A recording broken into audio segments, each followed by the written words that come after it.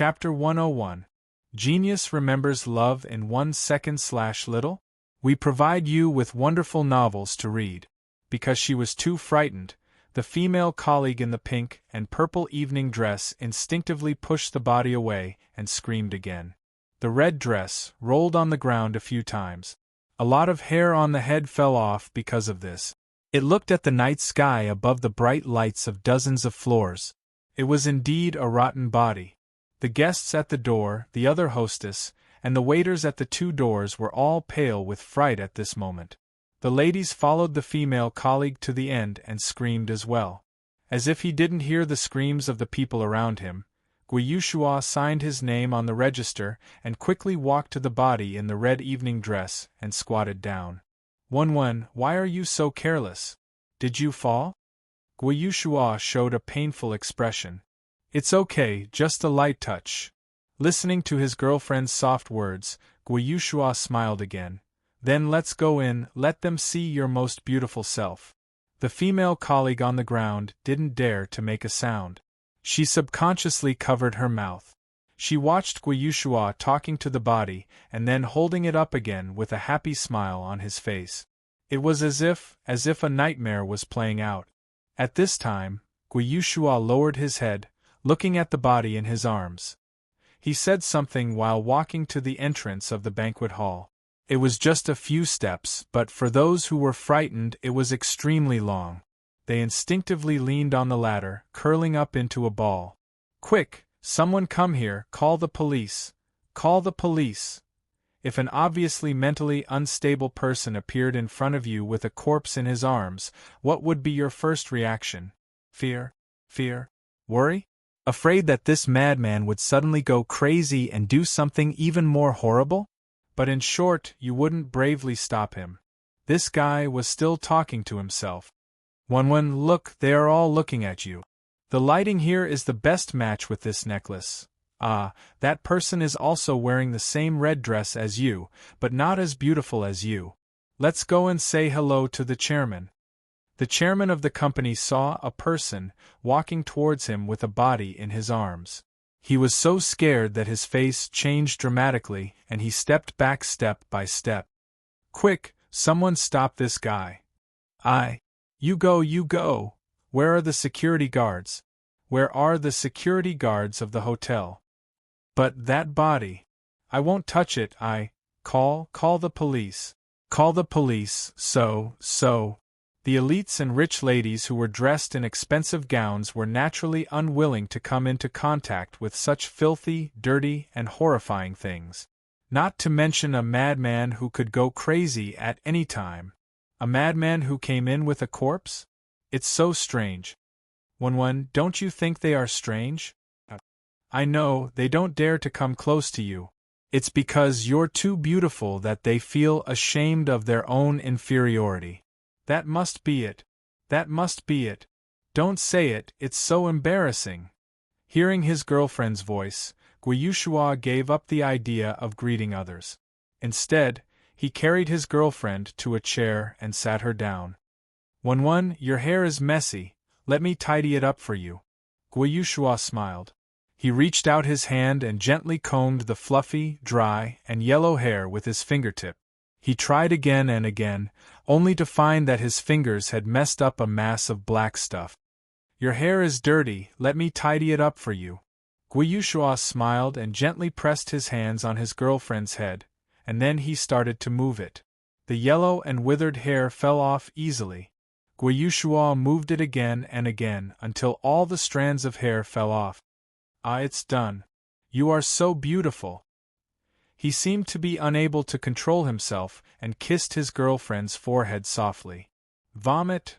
Among the guests, when they saw this scene, they saw that the hair was peeled off, revealing even more rotten parts and even more horrifying faces.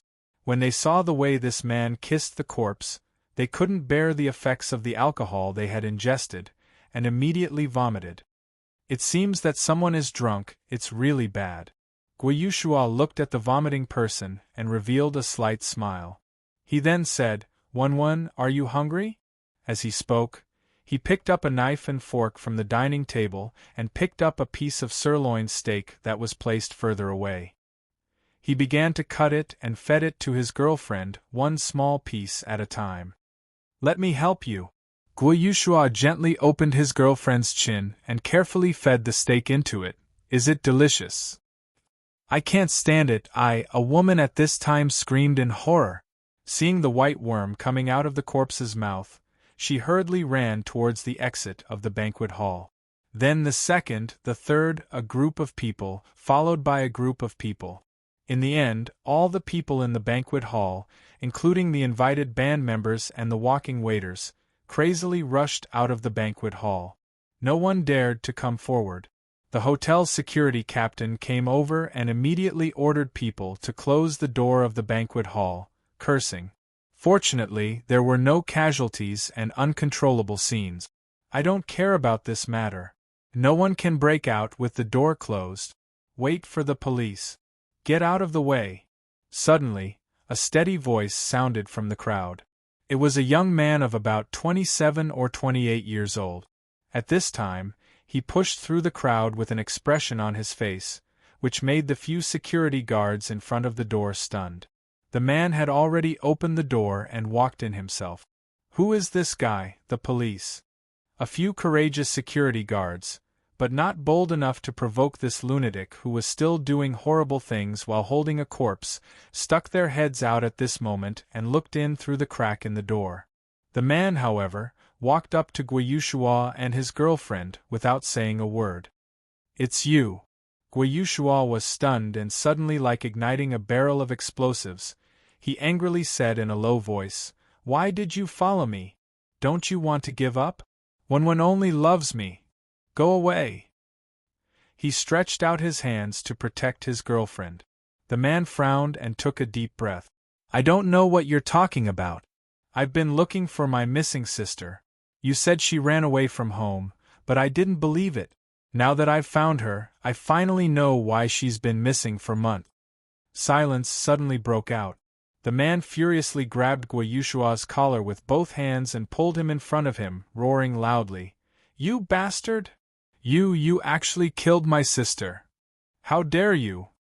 Guiyushua tilted his head, looking at the man with dull eyes. "What did you say? How could I kill one? I know, you must be rejected by one and went crazy, right? Go see a doctor if you're crazy, you're so pitiful." Bang! The man fiercely punched Guiyushua's face, beating him to the ground. Then he sat on Guiyushua's body, grabbing Guiyushua's collar and angrily said, "You bastard! Tell me, how did you make my little sister like this?" Then he directly pinched Guiyushua's neck, shaking it crazily. "Tell me?" The suffocating pain caused Guiyushua's instinct to resist. He began to struggle. The two of them began to roll on the ground, entangling with each other. Seeing this scene, the security captain outside the door suddenly said, "You go in. There seems to be nothing dangerous on this lunatic. Good opportunity, let's catch them both. F***ck. If these two guys continued to wrestle here, the things in the banquet hall would be destroyed." The security captain rushed in with his men. In fact, it was not really that scary. After feeling that this lunatic was just an ordinary person, the strong security guards obviously had the courage to fight. 6 or 7 security guards quickly pressed down on the two trembling men and pinned them to the ground. "Listen, I don't care who you two are, but in my territory, you are not allowed to make trouble here." The security captain heavily snorted. "A love go little say W. Chu, you did well this time, you deserve to be praised, I'll give you a bonus." It seemed that he could already foresee the praise from the leaders. Unexpectedly, at this moment, Guiyushua crazily bit the palm of a security guard. This bite was incomparably forceful, causing the person to howl in pain. Taking advantage of this moment, Guiyushua broke free from the security guard's hand and ran away instantly. "Catch up!"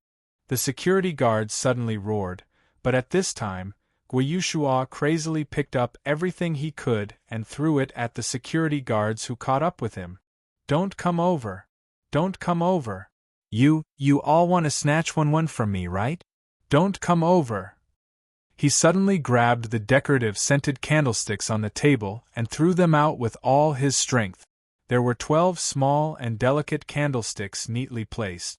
At first, it was to add to the atmosphere, but now it became a terrifying weapon.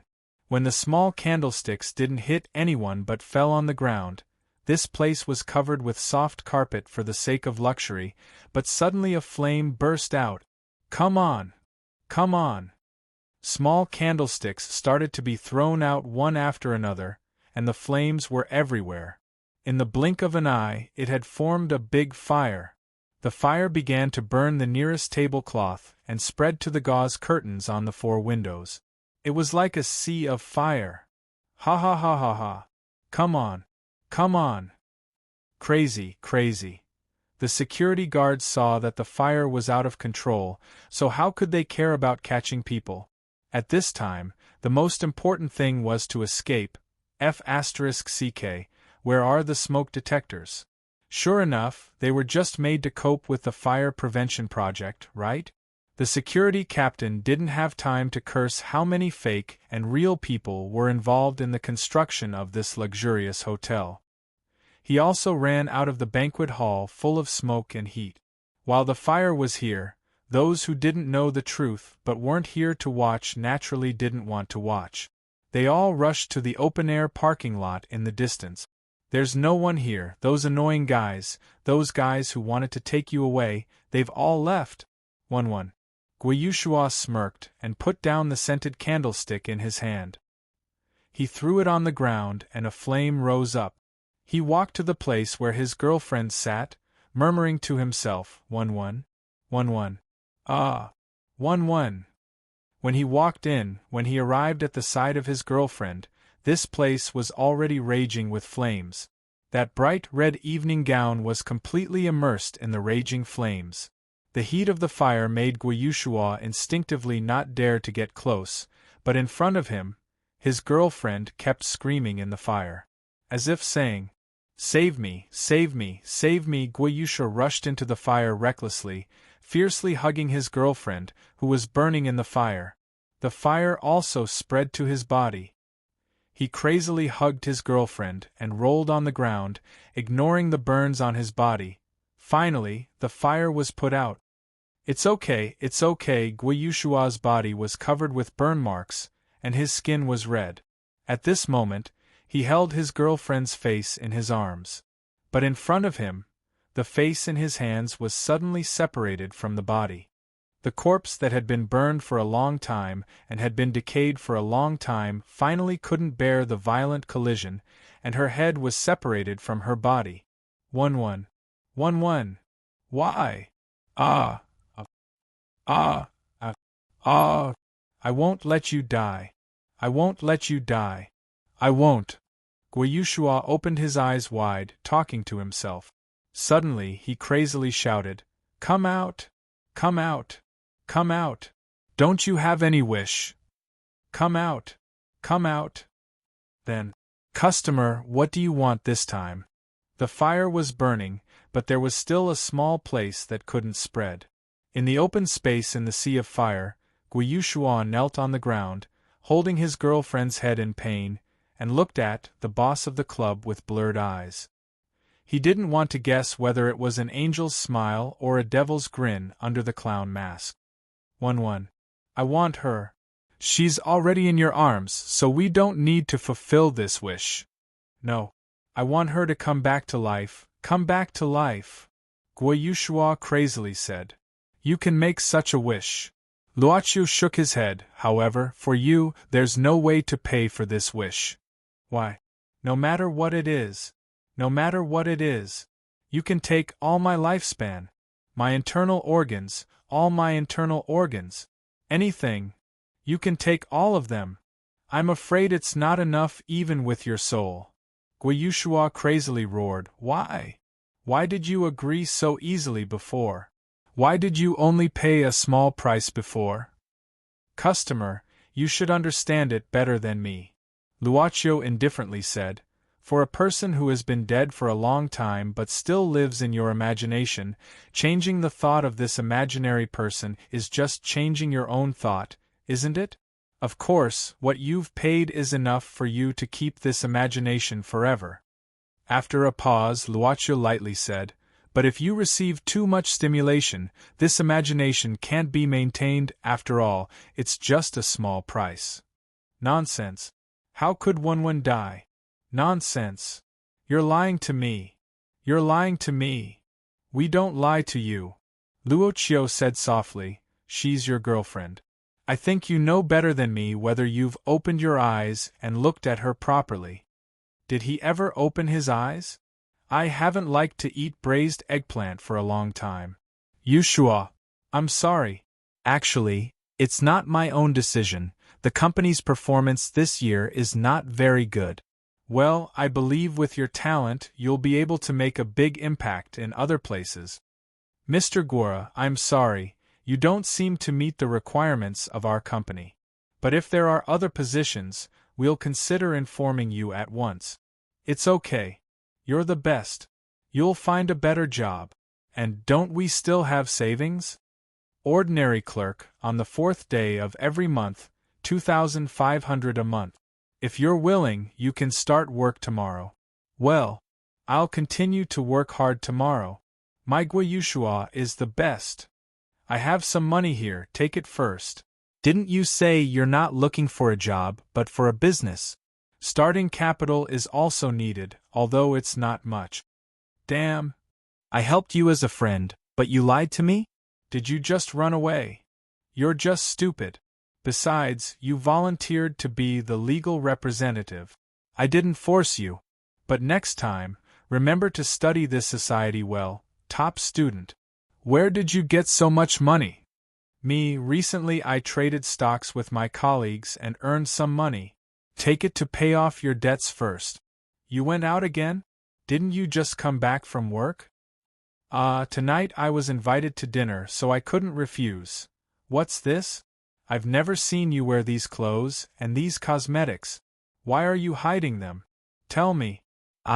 Who's the person who sent you back downstairs?" "Tell me." Bitch. Slap." "No. I'm not. 10 p.m. Tianheng Hotel." "What's this? It's clearly written on the phone. Do you think I'm an idiot? Listen to me, ha ha ha ha ha. I know. I know where your money comes from. I know it all. And this man, did he have a good chat with you? He persuaded you to leave me, right? You're actually considering it, right? I'm just a useless trash, right?" "No. Get lost. I don't want your money. I don't want your King money. Get lost." "Sorry. I'm leaving. In this life, I loved you." In the raging fire, Guayushua just held the head in his arms. Big drops of tears flowed down. He began to cry loudly, heartbreaking. "It's not that you're not good enough. It's just that I've never seriously opened my eyes and stared at you for even a second. Those promises, I've long forgotten them. They've long been torn to pieces by those setbacks." That night, she was like this, wearing a bright red evening dress, quietly lying on the sofa. And in my hand was the knife that pierced her heart. Guayushua trembled as he caressed the face that had been burned by the flames. He said in a hoarse voice, "This is the dress I bought for the first time when I brought her to a banquet. I have never seen her so beautiful when I look at her. There has never been a moment when I truly felt the gazes on her body burning so passionately. I'm a loser, a complete loser." Guayushua slowly raised his head. "Terrible, a failure. The one who doesn't deserve her is actually me." I kept asking myself, why? I couldn't think of an answer. I woke up drunk, and suddenly woke up one day. I seemed to see one come back to life. Is she still by my side? Is she still making the food I like to eat for me? Is she still waiting for me to come back? But actually, it's not important. Guayushua stopped sobbing, as if he was about to collapse, because I've already lost her, forever and ever. Why, only when I lost her do I know regret, Only when I lost her do I know my mistake. I destroyed everything with my own hands. I have a request. Is it okay? Guiyushua stared blankly at the mysterious man who listened to him, and asked with great expectation. Of course, we won't refuse the request of our guest. Then, I'd like to have a dance with her. We've never really had a dance. Let's finish the last dance. That day, you and I met at the tiny gas station. I looked at you, and I knew I fell in love with you. Until now, I'm still immersed in that day when we first met, that natural and pure smile. Guiyushua stood there silently, not paying attention to the separated corpse. At this time, it began to reassemble again, and new skin began to grow on the rotting flesh. He could only stare at her in a daze. Looking at her in front of him, it was as though he had returned to that day. The way we first met. Guiyushua gently raised his hand, grasping the cold body. The heat of the fire didn't seem to be able to spread to this small space. The woman in front of him opened her eyes. Her eyes were as clear as always, with a familiar smile. Come, let's finish the last dance. The music suddenly rang in the banquet hall surrounded by flames. On the dance floor where flames spread, there was the sound of a bass saxophone. In the raging fire, the club boss gently turned around, taking off the clown mask on his face. He held the saxophone brought by the banquet band and slowly played it. Before we parted, when we spun and turned around, this is the feeling of meeting for the first time. After this first dance, it would also be the last dance. Sorry, I love you. Yen yen yen yen PS1. This is for a guy who didn't care about my feelings. When I was sleepy, he tipped me a helm liter and then heartlessly made me stay up late. Just over 6,000 words, 2 in 1, I don't owe him any more. PS2.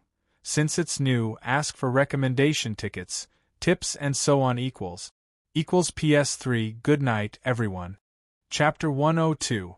Genius 1 second. Remember love divided by little? We provide you with wonderful novels to read. The contract has been established. We will fulfill your request in the future, and we promise to fulfill it. And the final transaction fee will be collected at the end of your life. Is this okay?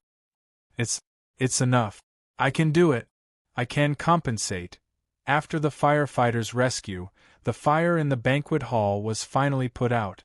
Sir, you can't go in. Outside the fire, a man was being intercepted by the firefighters. However, the man pushed them away with a tough attitude. My sister is inside, you guys, go away. He pushed them away forcefully and then rushed into the scene.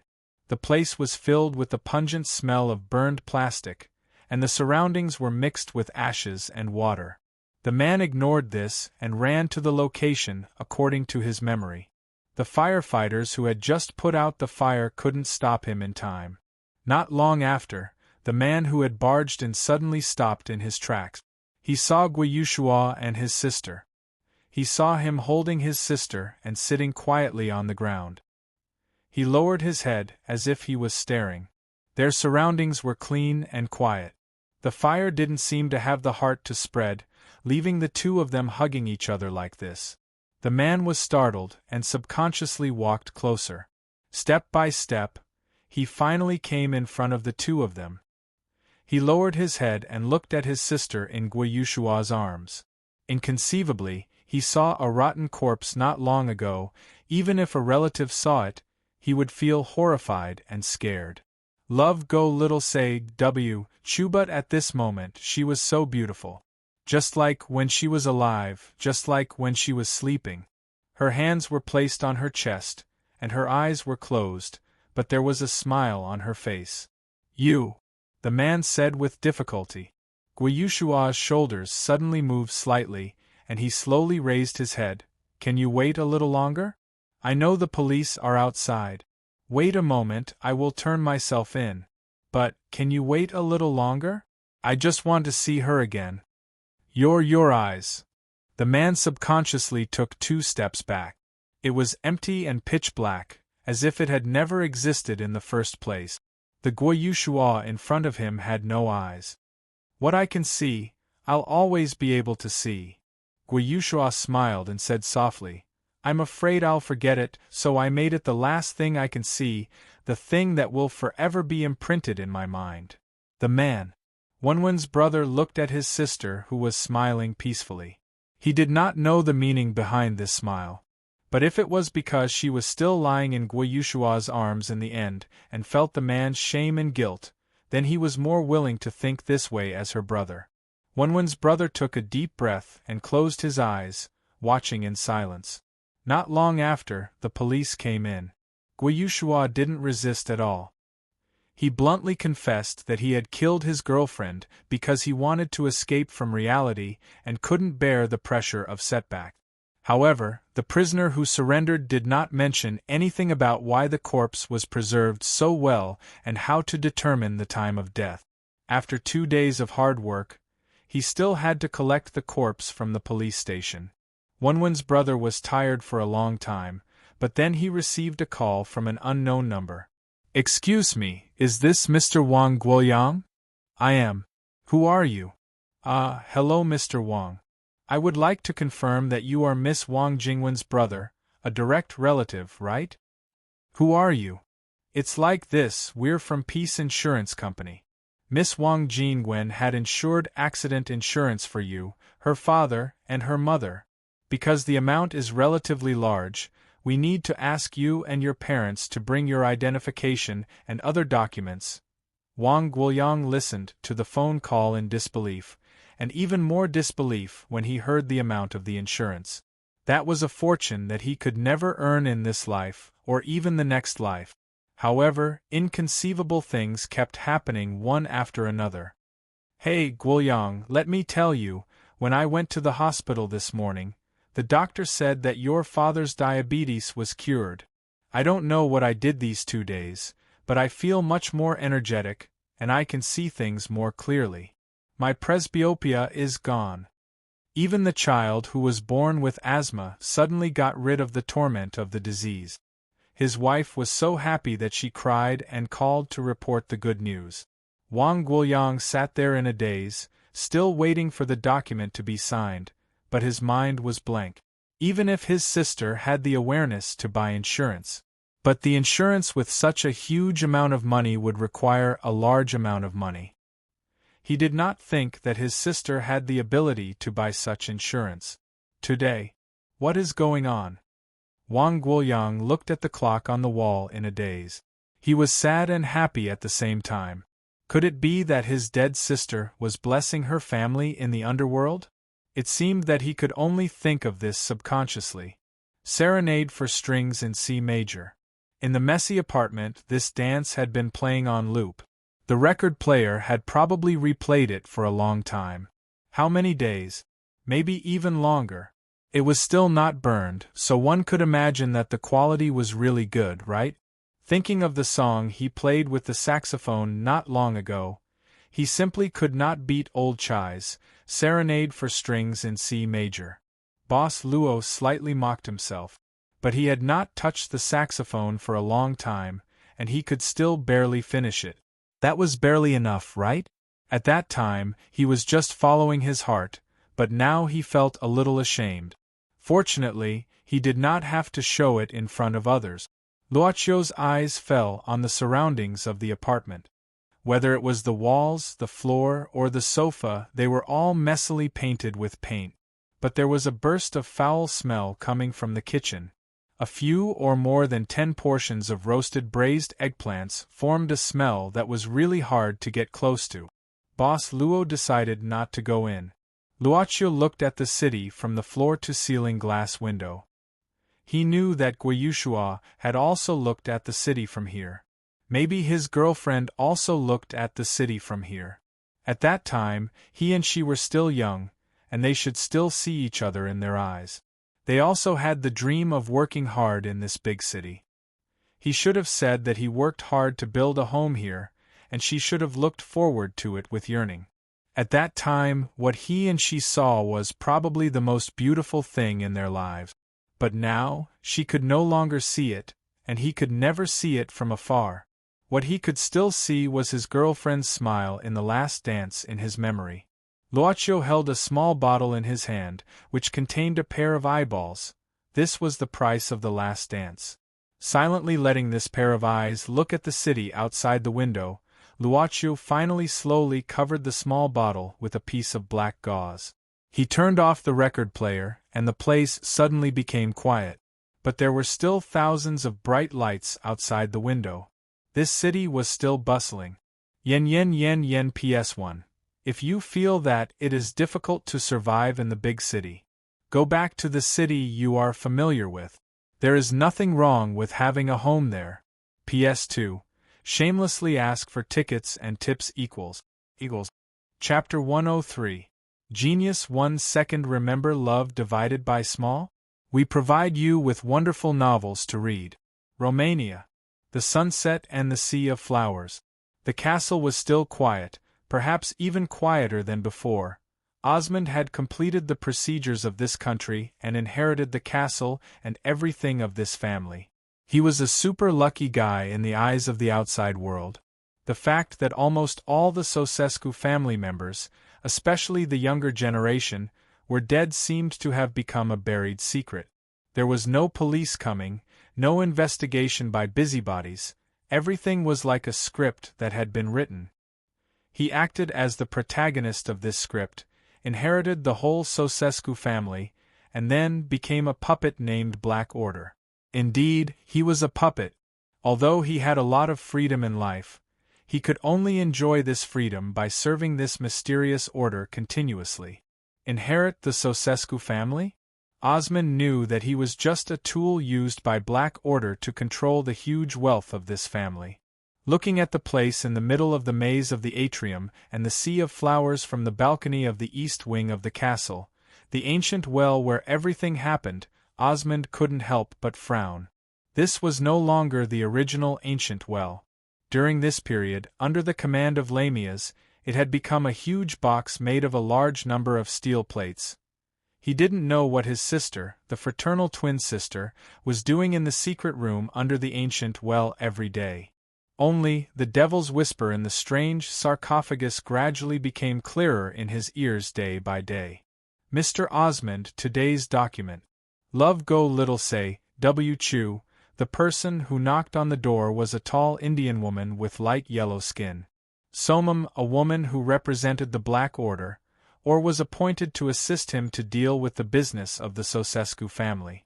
It was undeniable that when Osmond saw this capable Indian woman for the first time, he had a feeling of being attracted. Somam, do you deserve what my sister, Lamias, is doing there? Osmond suddenly asked. Even if he inherited such a huge wealth, even if he looked extremely prosperous, he instinctively resisted the feeling of being controlled. Then it's more appropriate for you to ask Miss Lamias yourself. Somna, who was wearing a black suit and high heels, appeared like a secretary. She deftly avoided the question.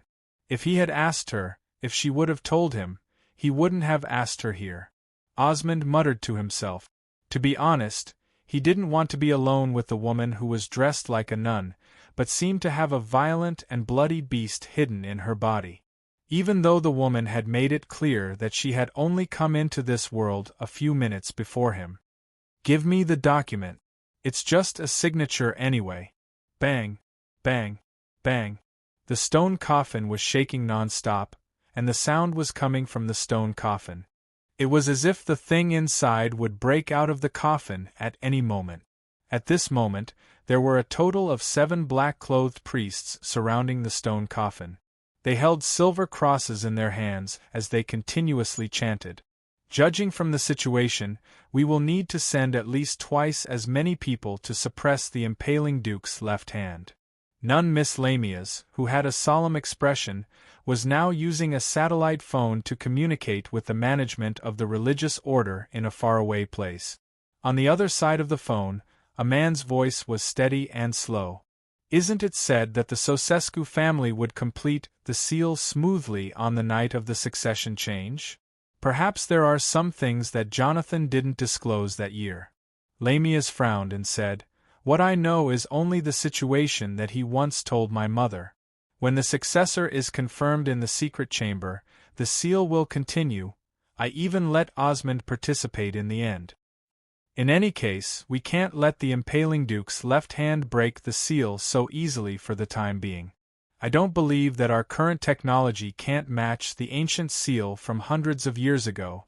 Lamias, you come back first. The religious order has a new task for you. I'll send someone else to follow up on the seal of the ancient castle. Lamias didn't say anything but simply responded. Then she turned off the communication and walked out of the secret chamber, returning to the ground. At this moment, a helicopter landed on the lawn far away, and a man in a suit with a black suitcase got off. Lamias walked forward, and the man opened the suitcase. According to your request, it's been rebuilt. Lamias nodded, reaching out her hand to pick up a new revolver with 10 bullets in the suitcase. Not long ago, she lost her usual one in this place, and hadn't found it until now. It was too weird. The nun squinted her eyes, aiming at the crown of an oak tree in the distance with the new weapon. Don't let me know who stole my big gun. Bang! Achoo! She sneezed. Although it wasn't very loud, at least it startled Zhang Qingrui, who was concentrating on her work, and the small piece of mud in her hand almost fell down.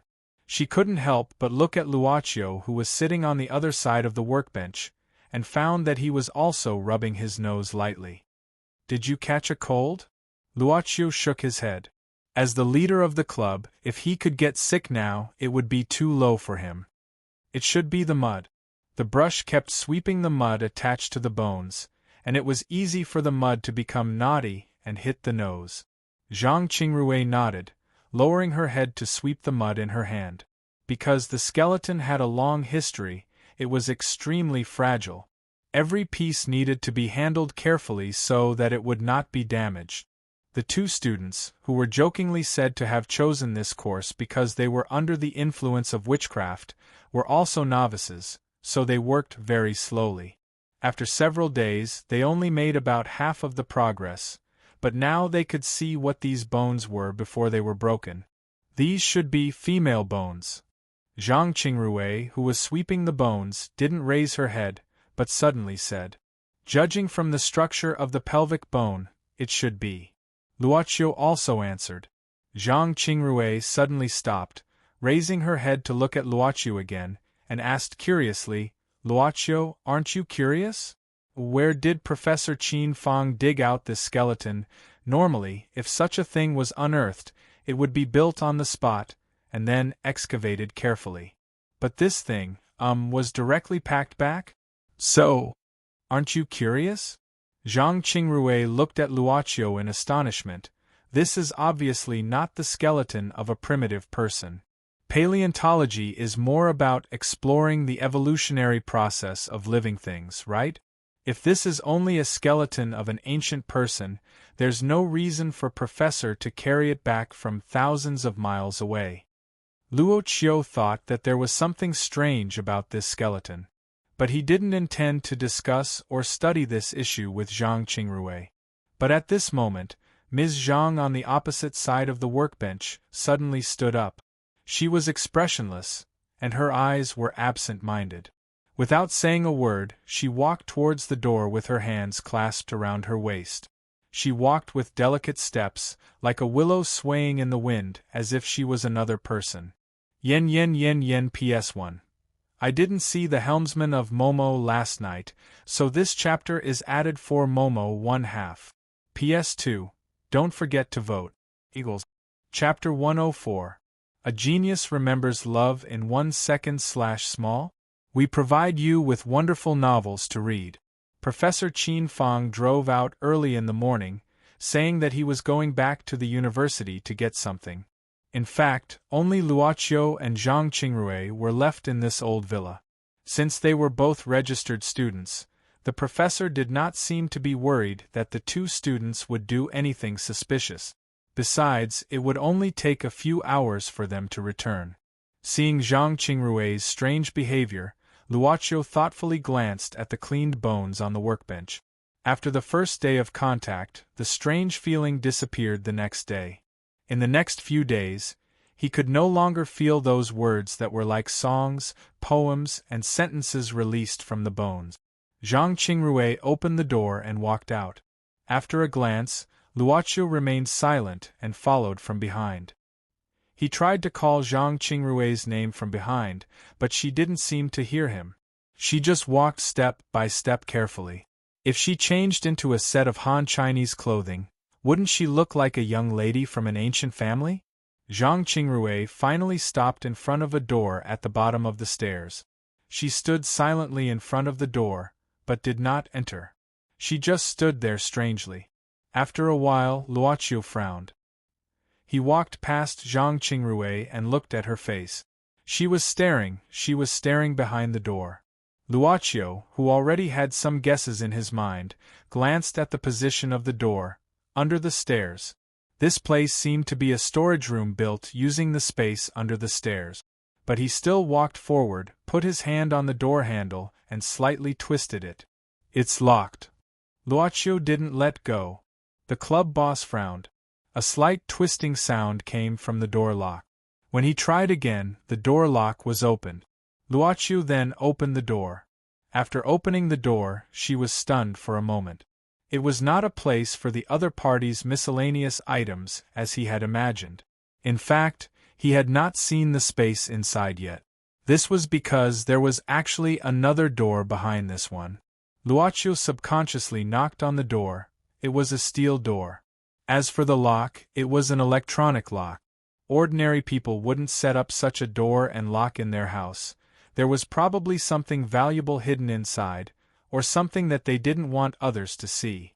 Unless it was necessary, Luoqiu didn't like to pry into other people's privacy. Of course, if it was a guest in the club, it would be a different situation.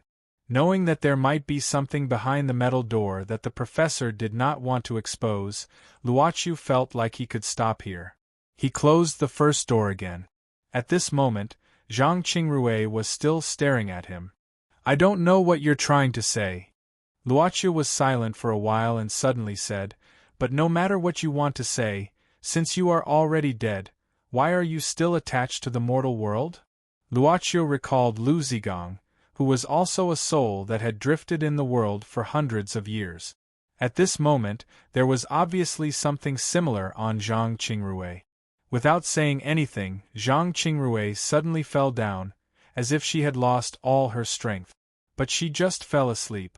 It was reasonable to say that he should be the one who could get in touch with the thing hidden in the skeleton. However, the thing chose Zhang Qingrui as its attachment. It seemed that even if it attached to the body, it still couldn't express something clearly. Luoqiu still didn't know much about ghosts. After thinking for a while, he stretched out his hand to let Zhang Qingrui's body float up and follow him back to the studio. He placed her in her original position and pretended that she was sleeping on the table. Then, he continued with the work at hand. About an hour later, Zhang Qingrui slowly woke up. She looked at Luoqiu with confusion and asked, "How long have I slept?" "A while."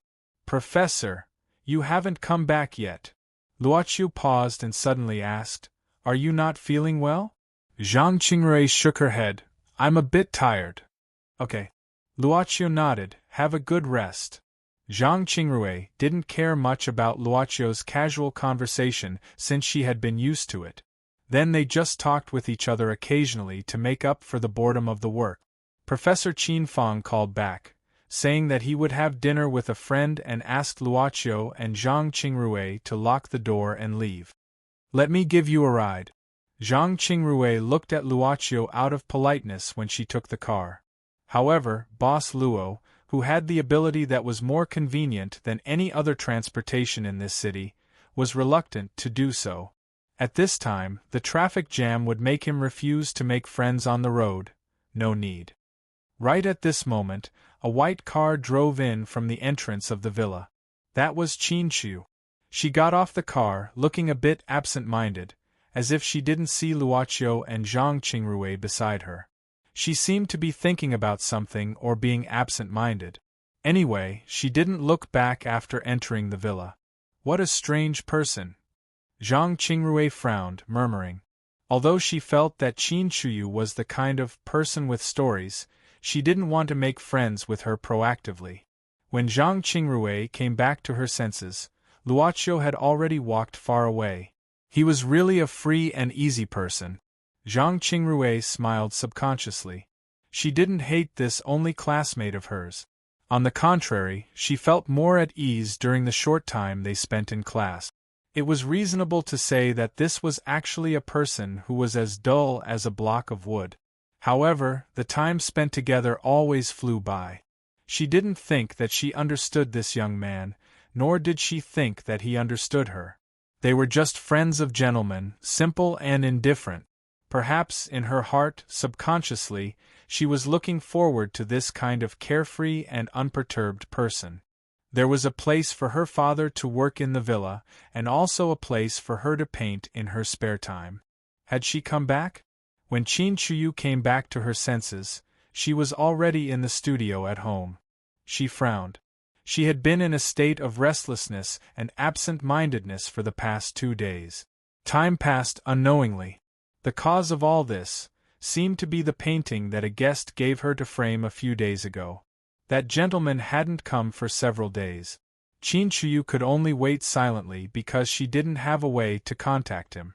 Later, when she read the news in the newspaper and read the news that the man was arrested for arson and murder of his girlfriend, Qin Chuyu understood that this painting would be left in her hands for a long time.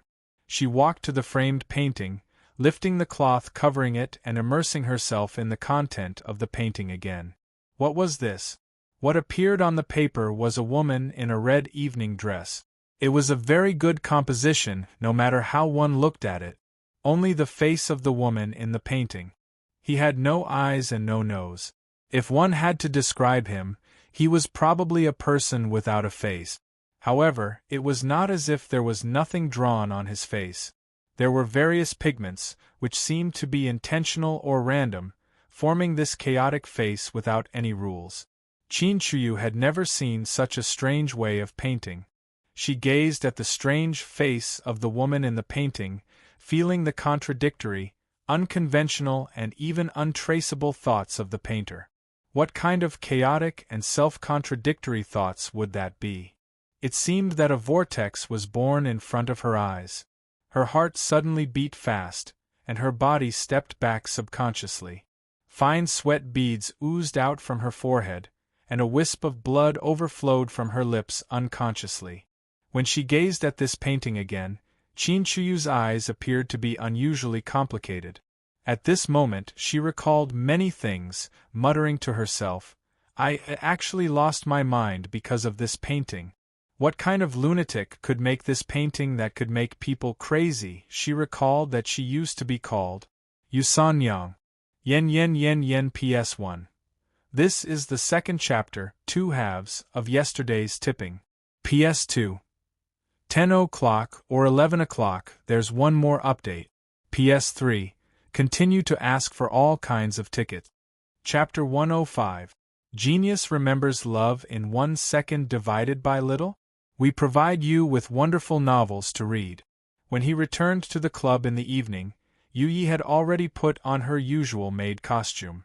Perhaps the club's boss didn't particularly like the modified nun costume, or maybe he didn't like it, so Miss Maid took it off when she felt that its freshness had worn off. Luoqiu walked to the corner of the room where the gramophone was. He was picking out vinyl discs from the cabinet, and suddenly talked about what happened during the day. After Miss Maid heard it, she smiled slightly. "How do you feel, master?" Luoqiu carefully recalled the scene before and after. "It should be a little resistant to me." Yu Yi nodded and said softly, "Although I don't know why the soul hidden in the bone was formed, it must be very weak." Seeing that Miss Maid could answer his question, Luoqiu put down the vinyl discs in his hand and walked to the counter and sat down. Yu Yi poured a glass of water and pushed it in front of Luoqiu. Then she continued, "If master is compared to the light source, then the weak soul is like a shadow. It's like the shadowless lamp on the operating table. Can the shadow still be contained? So it's afraid of me?" Luoqiu was stunned. Yu Yi said softly, "A more scientific way of saying is that master is like an individual with a strong magnetic field. How dare these weak electric waves approach you?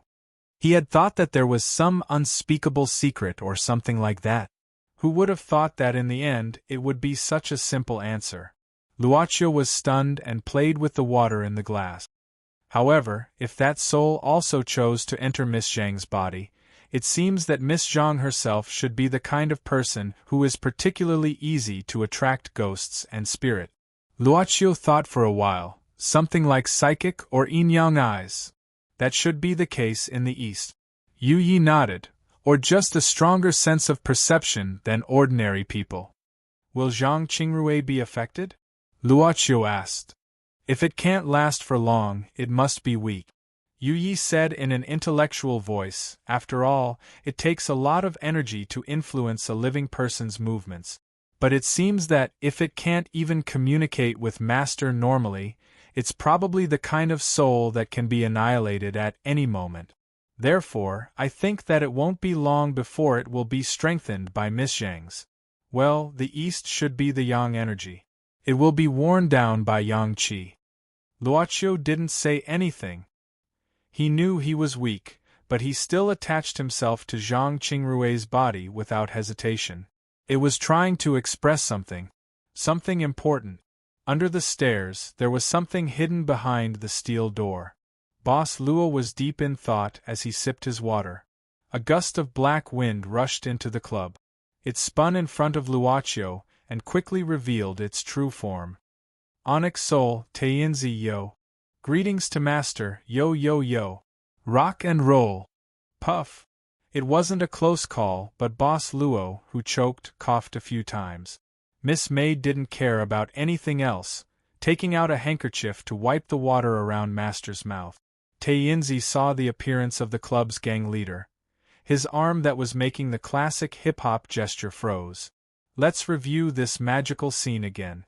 The old ghost, who had been imprisoned for 500 years, had a huge and exaggerated afro hairstyle one day after he was released. His shriveled body was also wearing a fancy long shirt with open lapels. As for his lower body, it was completely smooth and close-fitting tight leather pants. Such an old ghost, said Yo. Yo in front of you. What the F***ck yo yo? At the very least, he should shave off that catfish-like beard that hangs down from his face. Boss Luo, who had never seen such an eyesore, coughed a few times and his choked throat felt a little better. Tainzi, what are you doing? Boss Luo heaved a heavy sigh, touching his face to make himself more energetic. Tainzi heard the club's owner's question, saying quickly, Yo, Master, you don't know yo recently yo, don't King yo. Yo your sister. Tainzi was terrified, even Yu Yi looked at her owner subconsciously. In the short period of their relationship, it was the first time she heard such strong emotions from her new owner. To put it simply, it was the first time Boss Luo scolded someone. Luocio heaved a heavy sigh, saying quietly, Say it, be normal. Yes. Tainzi, who didn't dare to show anything, hurriedly made a bow with his hands folded in front. After regaining some of the ancient style, he said carefully, I think that if I want to find a suitable investor, I must thoroughly understand the trend of today's society. There was a leader in this country who said it very well, and I deeply agree with him, that is to keep pace with the times. Speaking of this, Tainzi glanced at the club owner who had closed his eyes, and then looked at the servant girl who was standing beside him. This little girl's face has a smile that is not a smile. Just looking at it makes this old Taoist panic. Boss Luo, who was listening silently, only lightly punching his forehead with his fist, exhaled again. Go on. Yes. Tainzi swallowed his saliva. I found that only by practicing can I clearly understand the thoughts of today's young people.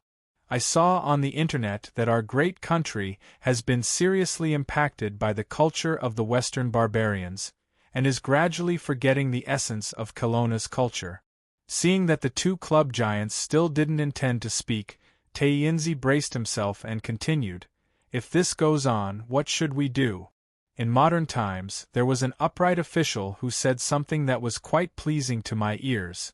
Learn from the barbarians to control the barbarians. So I practiced it myself, changed my appearance, and blended into the Western barbarian's culture. Then what did you feel? Luocio suddenly asked. Taiyinzi raised his head, bowed again with his hands folded in front and said, "Well, I think this kind of rock music is very pleasant to listen to." "What else?" "Especially heavy metal, it's simply irresistible. And although this dressing is a bit different, it can reflect the vitality of life."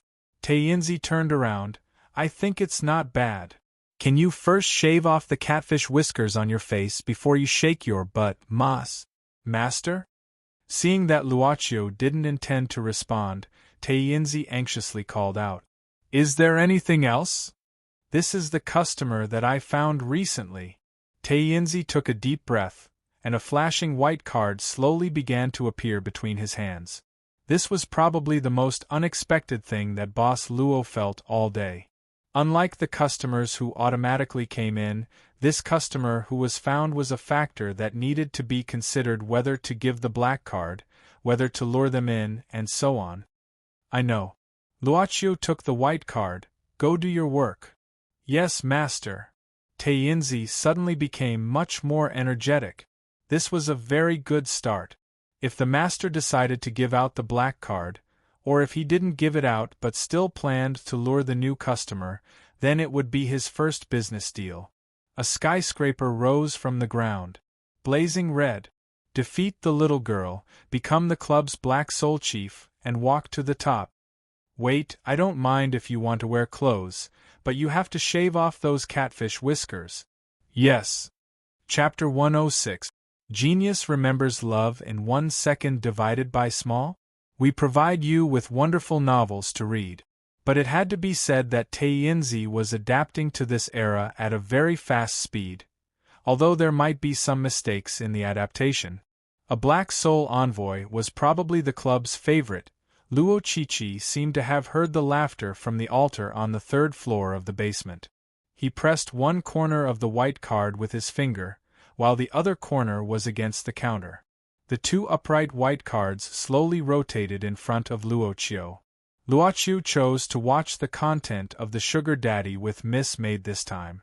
Along with the rotation of the white card, some small pictures were broadcasting in the air, the sugar daddy's recent life. It didn't take a long time. Suddenly, Luocio wanted to know what Yi thought of the sugar daddy from the perspective of a maid who had served for 300 years. He asked, "What do you think of the sugar daddy?" Yi thought for a while and said, "I'm afraid the sugar daddy can only provide lifespan and soul. Of course, if it's just simple things, we can also include the unhealthy organs of the sugar daddy." Yi was not interested in the sugar daddy, or it could be said that she didn't even have any interest. She shook her head. "It seems that Taiyinzi needs to go back in time to judge the sugar daddy."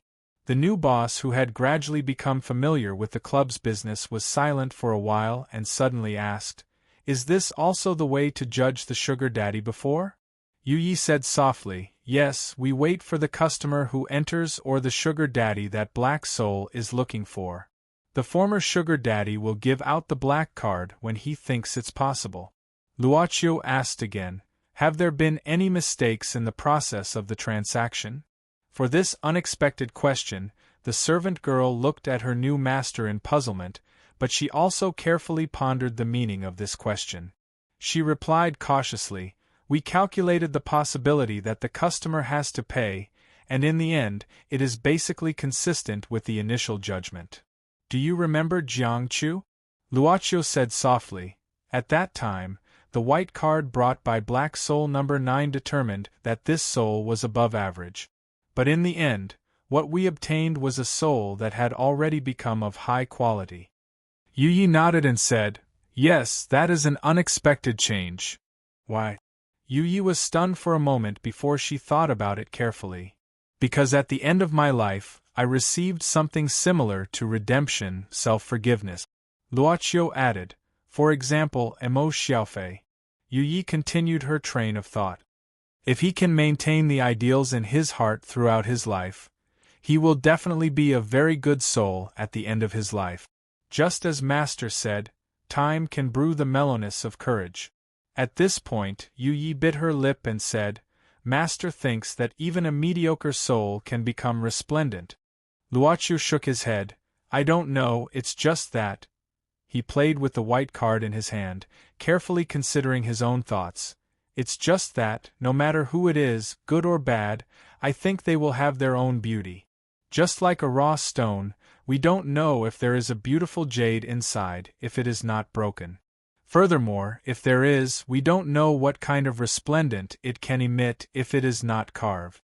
Yu Yi suddenly said, the former master didn't work on this aspect. He may have known this. After all, it is impossible for him not to notice it after such a long time. But why didn't he take this path? I don't know. Luochu said indifferently, I am not him, and I don't have his attitude. I like to be alone, and I like to observe human beings. Although I am a little weird as a human being, if it is a hobby, there are probably many people like me. Luochu walked to the counter at this time, taking out several different cocktails from the wine cabinet. He recalled that Yu Yi once made a cocktail and began to mix it himself. I don't intend to guide people to do good. I just want to see if even a mediocre person can release his magnificence. The color of the cocktail was originally very monotonous, but when they were mixed, they became colorful. Luochu slowly pushed the cocktail in front of him, looking at it carefully. And if the soul obtained by Ru Gui can become excellent, it is also a good thing for me and the club itself, isn't it? Boss Luo put a cherry in the end. The spotlessly white card suddenly started to burn, and in the end, it turned into a black card as black as ink. When it started to burn again, it completely disappeared. In general, Zhuge felt that his life could be summed up in one word: dislike. To be more specific, it should be the life of the disliked Zhuge. Although this summary was somewhat influenced by a movie, Zhuge felt that it was actually not too far off. Why did he say so?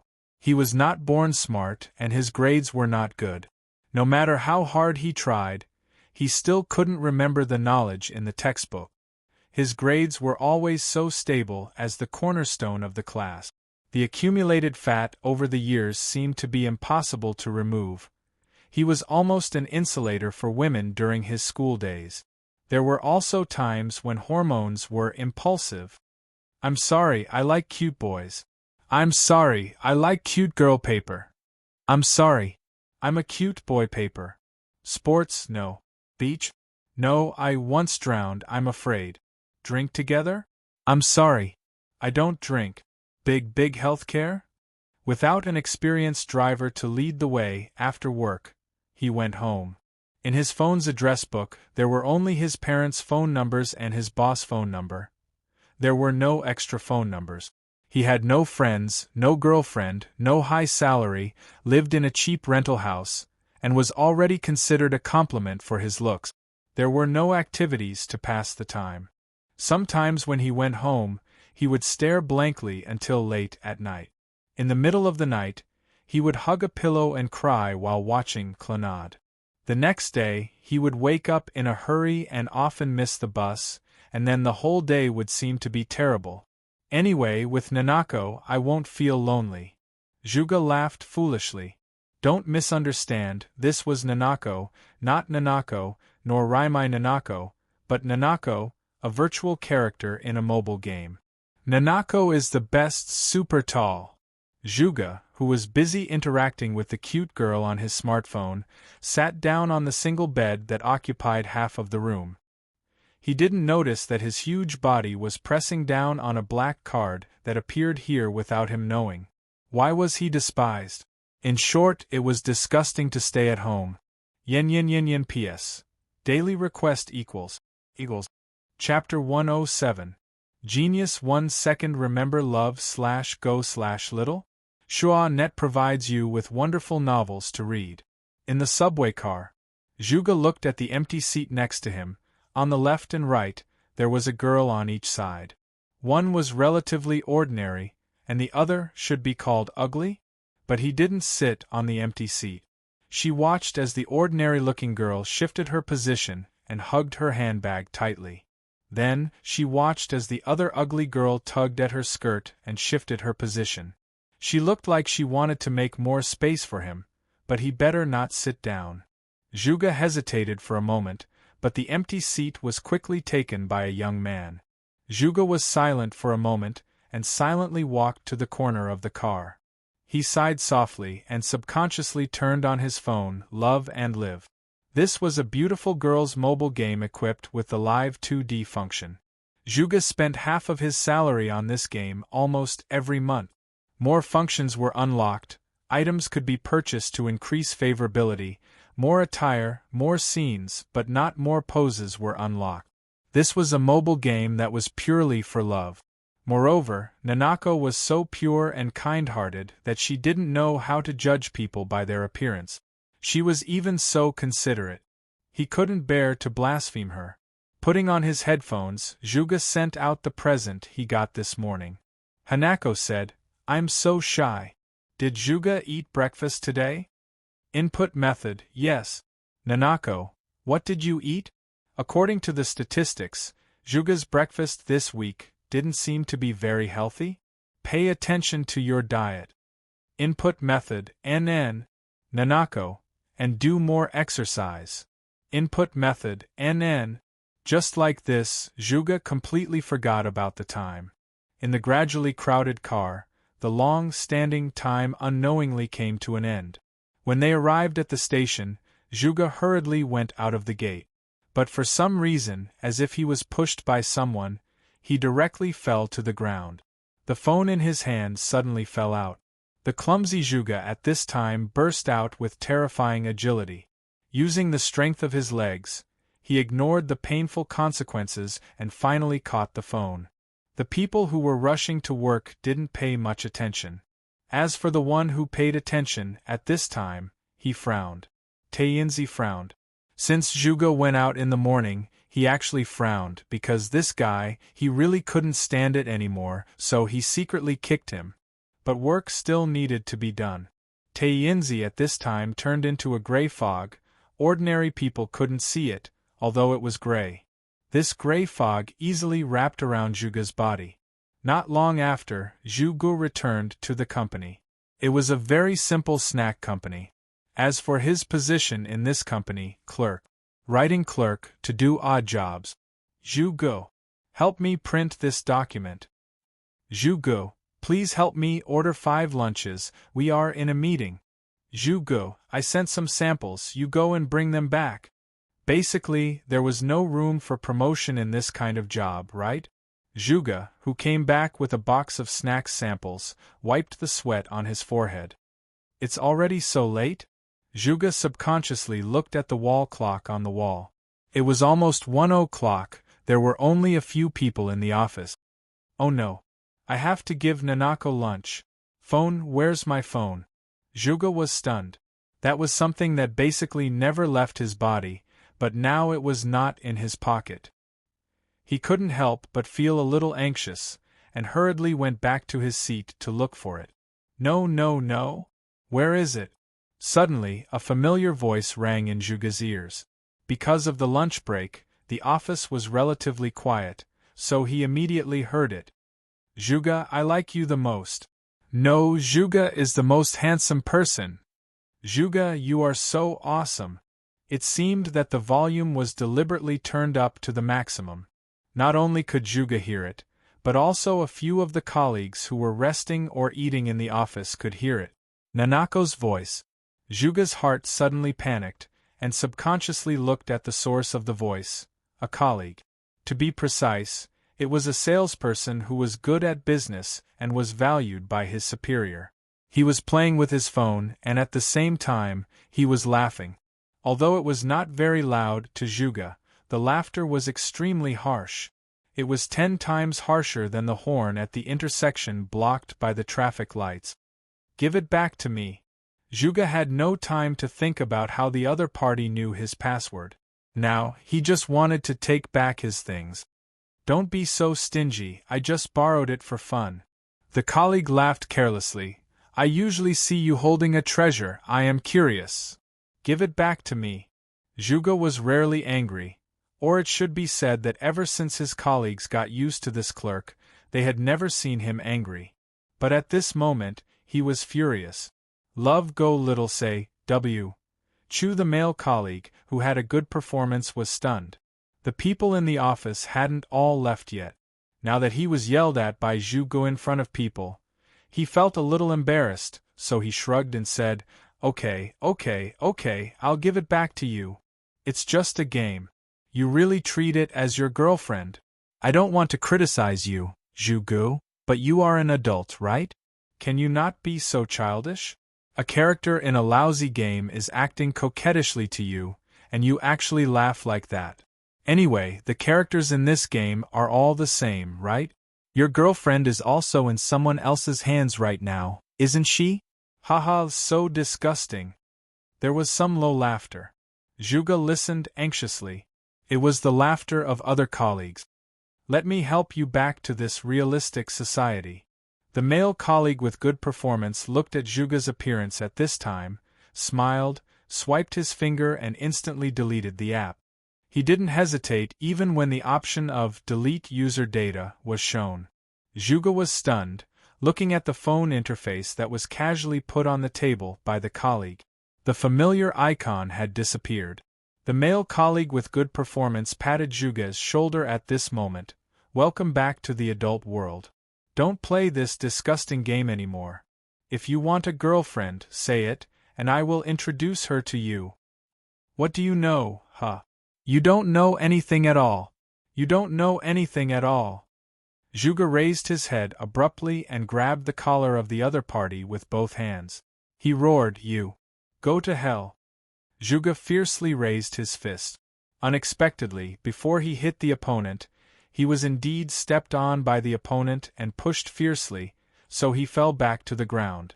The male colleague now said expressionlessly, I'm sorry.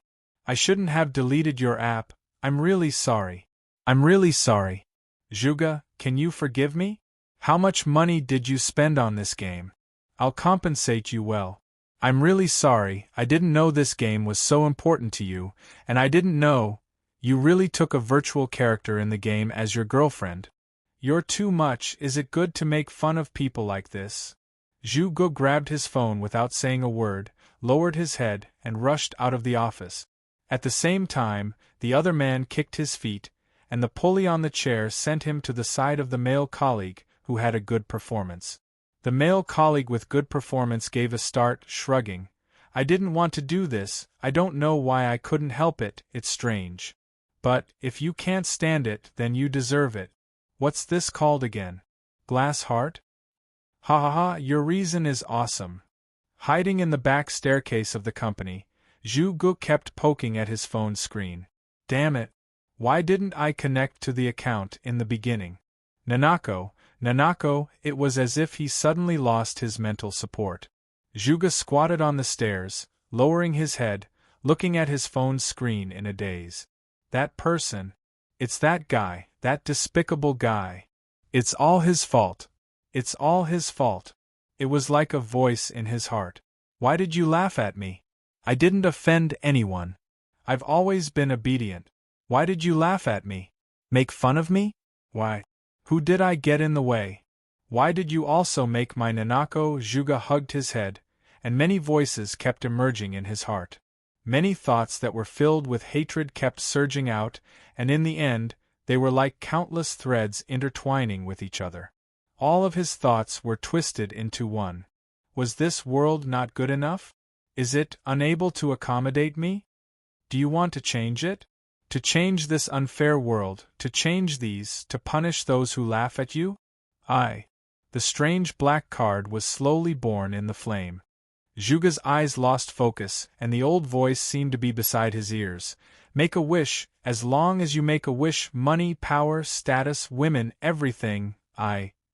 His finger touched this strange black card.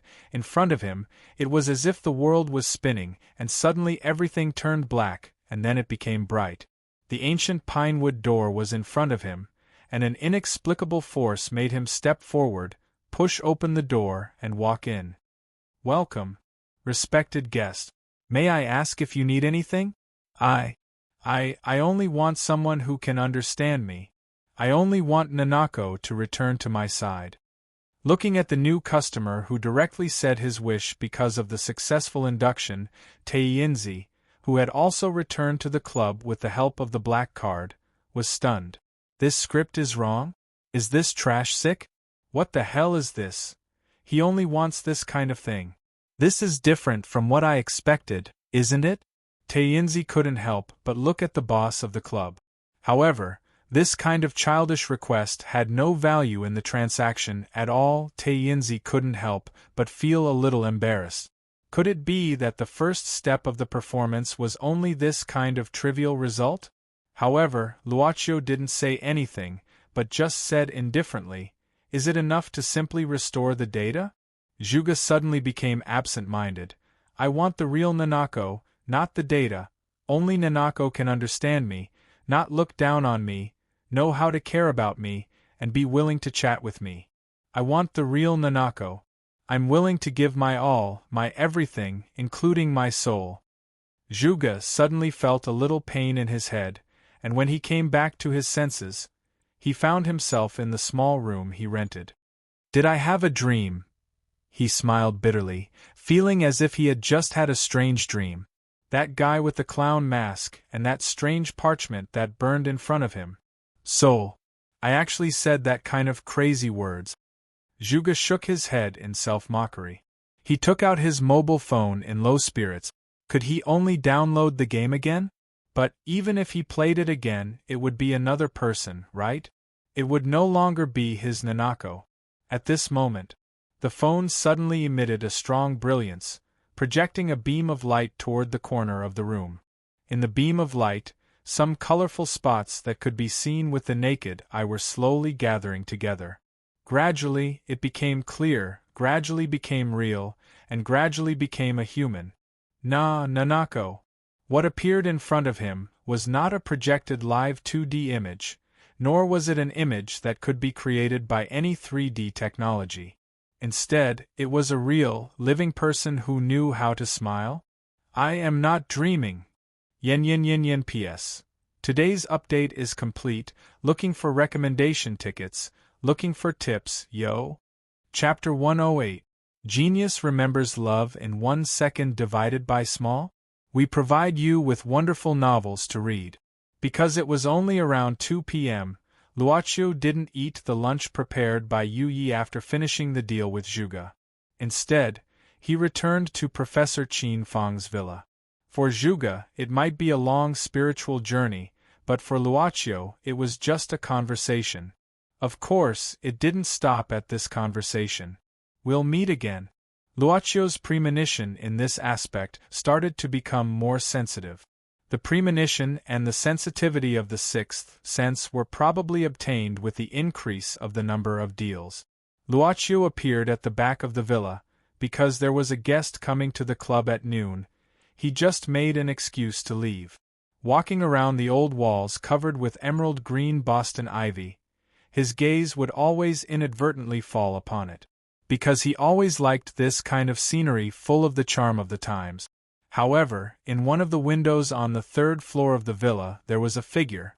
Whether it was intentional or unintentional, her gaze seemed to have landed on him. That should be Qin Chuyu's room. She stood on the edge of the windowsill. This beautiful female painter didn't seem to go out early as usual today.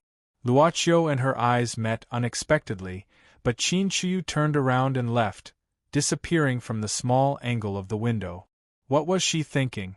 Because of his better eyesight, Luocio could clearly see a bit of sadness and indifference on Qin Chuyu's eyebrows, even though there was a layer of glass between them. The sadness and indifference was a bit like the coldness hidden in the servant girl's royal blue eyes when he first met Yu Yi. Qin Chuyu Yu Sanyang. Boss Luo, who was thinking about this problem, reached out to the doorbell of the villa. But the door was opened instead. Qingrui Zhang walked out with a small satchel. She was surprised to see Luocio, and then she said, the professor said there would be guests tonight, and he had to prepare for them. Today's work will be suspended. I thought you wouldn't come back today. After all, the arrival of the customer was not something that the merchant could accurately predict. Luochu knew that he had indeed left in a hurry an hour ago. Yes. He nodded. There wasn't anything left in the villa, so Luochu didn't plan to enter the villa again. Then it's fine, Luochu said casually. I can walk by myself. It should be convenient to take a car. Zhang Qingrui seemed to be in a good mood, perhaps because she didn't have to do the boring homework for half a day. She joked. How many times have I rejected you? Being rejected by you like this is really too much for me. It's still early for dinner, don't worry. Zhang Qingrui was surprised, and then she chuckled. She seemed to be in a better mood because of such a simple conversation. It seemed that they weren't even friends, and they were classmates at best. But unexpectedly, it was easier to get along with her than with anyone else. She didn't even need to care about anything. Shaking her head, Zhang Qingrui said goodbye and left with the car. See you tomorrow. See you tomorrow. Luochu took a last look at the window on the third floor of the villa, thinking that the soul of the skeleton didn't move today, and Zhang Qingrui didn't show any abnormalities like yesterday. She looked much better than yesterday. Maybe, as Yu Yi said, the weak soul had already disappeared because of Zhang Qingrui's yang qi. It didn't express anything in the end. The shadowless lamp. Luochu thought that if he changed his profession of exorcism, he would be able to retreat without using the mahogany sword and the black dog. Master Luo? Coco. With nothing else to do, Luo Qiu directly returned to the club. Thinking that he had been delayed by some matters these days, he picked up the account book that he had taken out before and slowly read it. Zhuge's room is too messy, don't you clean it up? That. Zhuge sat on the edge of the bed nervously. His heart beat faster as time went by. He felt nervous and didn't know how to talk. I'm a little busy. The Nanako in front of him, whether in height or body proportions, was exactly the same as the character he created when he created the account. At first, he thought it was just a dream, but after pinching his belly hard twice, the pain finally made him accept everything in front of him. Through the screen, Zhuge could talk to Nanako about anything. Of course, Nanako's response was based on the judgment of the smart program, but Zhuge didn't care about that. But when there was no screen and the live 2D character became a real individual in the three-dimensional world, Zhuge found that he seemed to have become stuttering. How stressful looking at Nanako bending down to clean up the messy items on the cabinet, Zhuge couldn't even move his eyes away. A girl, in such a messy room, was carefully cleaning it up while scolding softly, saying words of reproach but gentle. This kind of development was really Zhuge was so scared that he quickly drank a bottle of 2016 Coke to calm himself down. Descending from the sky? My goddess script? But no matter how he thought about it, this kind of super magical thing shouldn't happen to him. He thought of the magical place he saw in his dream. He subconsciously dug into his pocket and found that he really did take out a black card. Soul Trade. Zhuge's hand shook and the black card fell to the ground. Nanako. Zhuge suddenly looked up at the back of the girl who was tidying up the room. The girl who was set as a sweet girl, and now she was a real sweet girl, slowly turned around and did a move that could make people's heart beat. She slightly tilted her head and gently smiled. What's the matter? Zhuge took a deep breath. Nanako, you will disappear? Nanako suddenly walked in front of Zhuge, gently held his hand with both hands and said softly, Nanako will always be with Zhuge.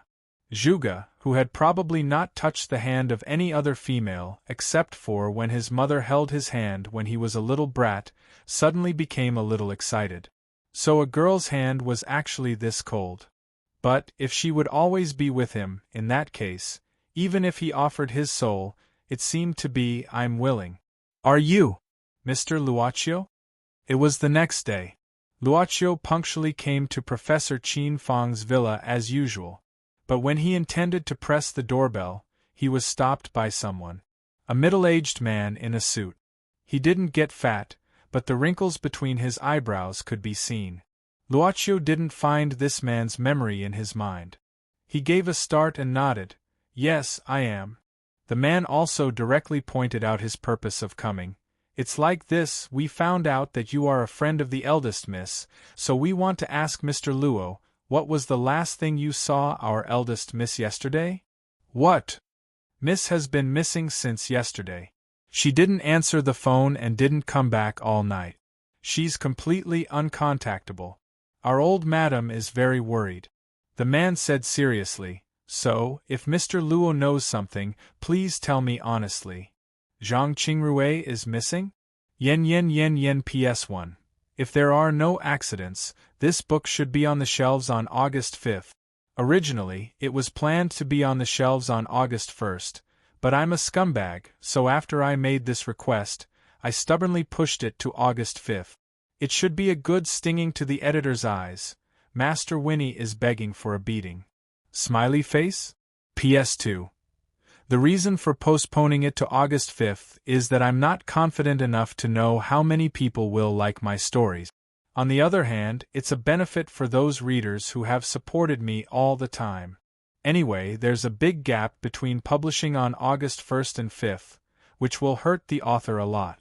But, if you like my stories, why don't I strive for a few more days for you?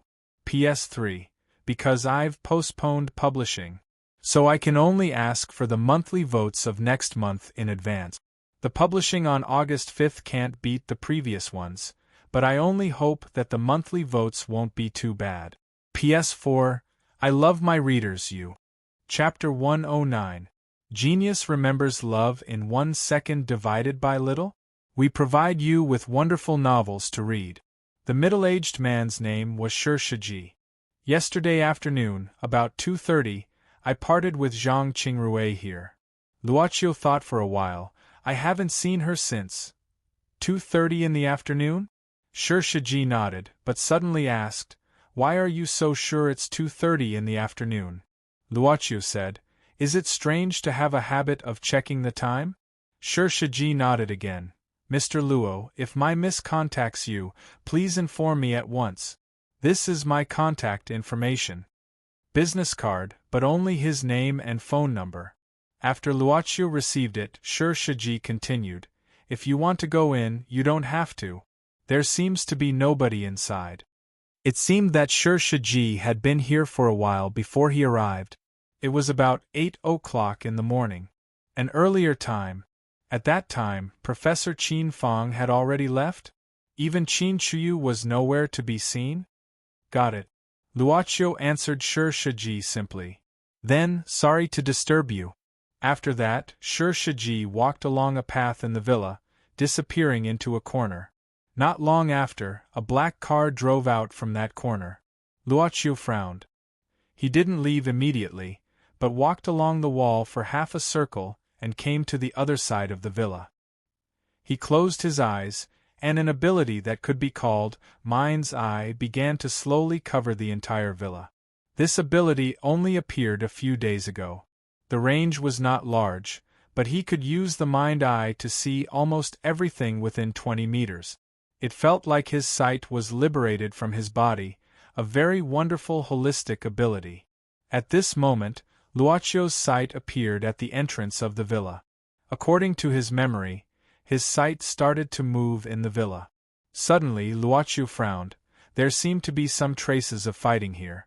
There was indeed no one in the villa. The skeleton in the studio was no longer there. At this moment Boss Luo opened his eyes. There was no one around and his figure disappeared. When he reappeared, he found some traces of a fight in the villa.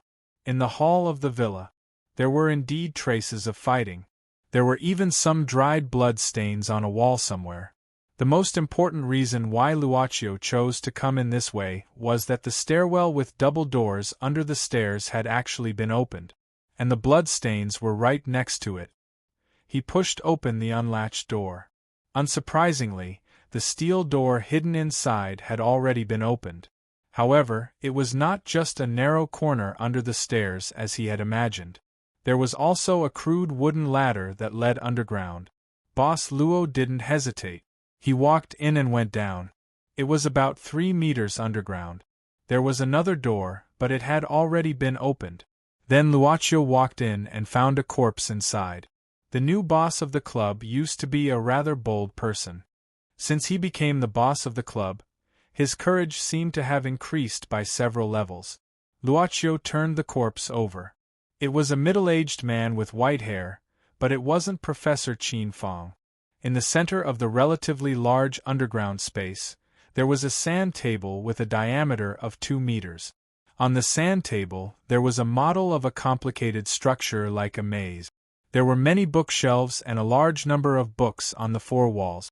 Here, Luocio even saw many inharmonious things. Bronze mirror, luoyang shovel, flying tiger claws made of fine steel, all kinds of weird things, even animal hoof. As a university professor, Luocio naturally didn't think Qin Fong was a superstitious person. But these things hidden here didn't seem to belong to a normal person. Even some ancient topographic maps and modern topographic maps were nailed on a corner of the wall. Looking at the sand table, Luocio was more or less aware of the strange pattern formed by the red lines in many places. Professor, could it be that you're an expert in reverse engineering? Frowning, Luocio walked to the front of a long piece table on one side. Besides a computer host, there were 3 display screens. At this moment, the pictures on 2 of the display screens showed the villa's garden and the scene inside the villa. In this villa, Qin Fong secretly installed a lot of secret surveillance cameras. So, Qin Fong has seen the scene of Zhang Qingrui's strange behavior after being possessed. After listening to Boss Luo's narration, the club's servant girl pondered. Luocio, who was reading several books taken from the table in the basement of the villa, said, "I tried to read the surveillance records, but the records were destroyed within 1 day. It should be done by the professor, but the records of the day before were not." He stopped, raising his head to look at Yu Yi. The scene of me using my ability to move Zhang Qingrui should have been seen, but he didn't have time to destroy it. The person who destroyed the records should have left in a hurry. Yu Yi pondered. It's okay for the master to use his ability. Even if it's exposed, it's not a big deal as long as it doesn't spread widely. We just need to find the person who knows and make him forget about it. Well, I'm not worried about this. Luocio nodded. The servant girl said softly, "Master, are you thinking that the abnormality in Professor Qin Fong's home and Zhang Qingrui's disappearance are probably related to the same thing? Qin Fong, tumble, nameless skeleton, basement surveillance, Zhang Qingrui, soul.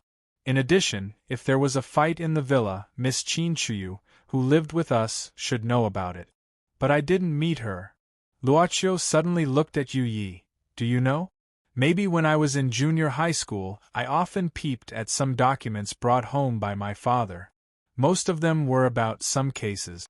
Then I started to analyze them with great interest." Boss Luo showed a trace of a nostalgic smile. "Maybe it's a habit formed from that time. Now I have a tendency to explore." "Master, are you going to intervene in this matter? We have to find the professor first and erase his memory of my ability, don't we?" Yu Yi nodded. "I'll find out the whereabouts of the professor and Miss Zhang as soon as possible, as long as they're still in this city." Luocio didn't doubt Yu Ye's efficiency, or to put it bluntly, her ability was much better than him who had lived for only 20 years. Of course, if he, as the club's boss, was willing, he would be the most efficient one. After all, the altar had the function of purchasing information with lifespan. However, it wasn't necessary yet. Therefore, because of his stepmother, Boss Luo, who had been good at housekeeping since he was a child, chose to do it himself, which was more cost-effective. Zhang Qingrui shouldn't be in danger for the time being. Otherwise, Shi Shiji wouldn't be so polite. Chapter 110. A Genius Remembers Love in 1 second/small? We provide you with wonderful novels to read. Gu Yu Zhai. Zhang Lilanfang treated her granddaughter, her only relative, and the real boss of Gu Yu Zhai as her favorite. She was very nervous. Zhang Qingrui had always been smart since she was young. She would never disappear for a day and a night like this. Zhang Lilanfang didn't sleep all night. She was extremely tired. She didn't let go of the phone in one hand, while her other hand kept counting the jade beads on the Buddhist bead chain. Shi Shiji returned shortly after. Including Shi Shiji, his father, and his grandfather, they had been serving in Madame Zhang's family before the founding of the country. It was not the Zhang family that Shi Shiji married into, but when Madame Zhang was still the daughter of the Li family. Madam, I'm sorry. We still haven't found any news of the eldest Mississippi. Shi Shiji looked at Zhang Lilanfang, who was still calm. He took a deep breath and said, "But we found Mrs. Carr, but it was parked in the parking lot of a shopping mall. Later, I checked the mall's CCTV. Miss didn't pick up her car. She might have gone missing in the mall. According to the Mrs. temperament, there was no possibility of her joking at this time. I'm afraid this is a kidnapping. But even if it's a kidnapping, we haven't received any communication from the kidnapper yet." Zhang Lilanfang opened her eyes abruptly. This lady had been chanting Buddhist scriptures and eating vegetarian food for the past few decades. She had long lost the smell of gunpowder. However, at this moment, Shi Shiji saw a touch of cold light in the lady's serious face. "Back then, I left the capital as an orphan and a widow. It's been decades, and now I've finally raised a child. Do you really think that a widow like me is easy to bully? How dare you bully me?" Zhang Lilanfang stood up abruptly. She was so angry that she shouted, "Even though I am an old woman, I am not dead yet. Madam, please calm down." "I will." Zhang Lilanfang took a deep breath. "If I panic, it will only get worse. Shiji, for the next 2 days, until we find Miss, you will temporarily take over the shop. Everything will be normal. If anyone asks about it, just treat it as Miss not feeling well these 2 days and rest at home." Shi Shiji nodded and said, "Madam, old Master Zhong still lives here. Can we ask him for help?" Zhang Lilanfang snorted coldly. "It's not time yet. No matter how long that old bastard's whip is, it hasn't reached this place yet. We're not sure of the situation yet. You can continue to search while we wait and see." "All right." Shi Shiji nodded and quickly retreated. Zhang Lilanfang supported herself on the table and slowly sat down. With her hand on her forehead, she closed her eyes while her shoulders slightly trembled. Was she crying? Black Soul no. Nine knew that this old woman was lamenting in her heart. He had always been here. Many days ago, he had been here, silently watching. Reason told him that he needed to open up new businesses for the club, but he was unwilling to leave. Seeing Zhang Lilanfang sobbing all of a sudden, Black Soul 9 moved 2 steps forward subconsciously, reaching out his hand to touch her, but finally stopped in the air. "Why do I feel so uncomfortable?" Black Soul number 9 How was at a loss. After Yu Yi went out, Luochio came to the professor's villa again, coming to the hidden basement. Unknowingly, several hours had passed since he had entered. He was looking at several maps of different eras that were nailed on the wall. They ranged from rough to fine, but no matter which one it was, they all had markings in the same place. Nguyen Ula Mountain. In fact, the books that were often flipped through on the table were all about the mountain and the surrounding terrain. Luochio sat on the old leather chair in front of the patchwork table. From here, he could see the model on the sand table. Looking at everything here, he felt that the cushion of the chair had sunk a lot, and the floor under the table had been worn out. His fingers touched the edge of the drawer, looking at the dried brown spots on the drawer. Boss Luo seemed to see an old man who had worked hard in this place. Something had been supporting him all the time. Suddenly, a squeaking sound came from outside the front door. It was the sound of someone stepping on the wooden stairs. Boss Luo's feeling was getting more and more accurate. The person who was going down the stairs was Qin Chuyu. He didn't choose to leave. His intuition told him that Qin Chuyu might have come here earlier than him. The woman who had looked at him silently by the window not long ago might not be as simple as Professor Qin Feng's adopted daughter. Finally, Qin Chuyu, who was wearing a white slim-fit dress, appeared at the entrance. You couldn't use noble or ethereal to describe this woman, because she seemed to exist with these definitions.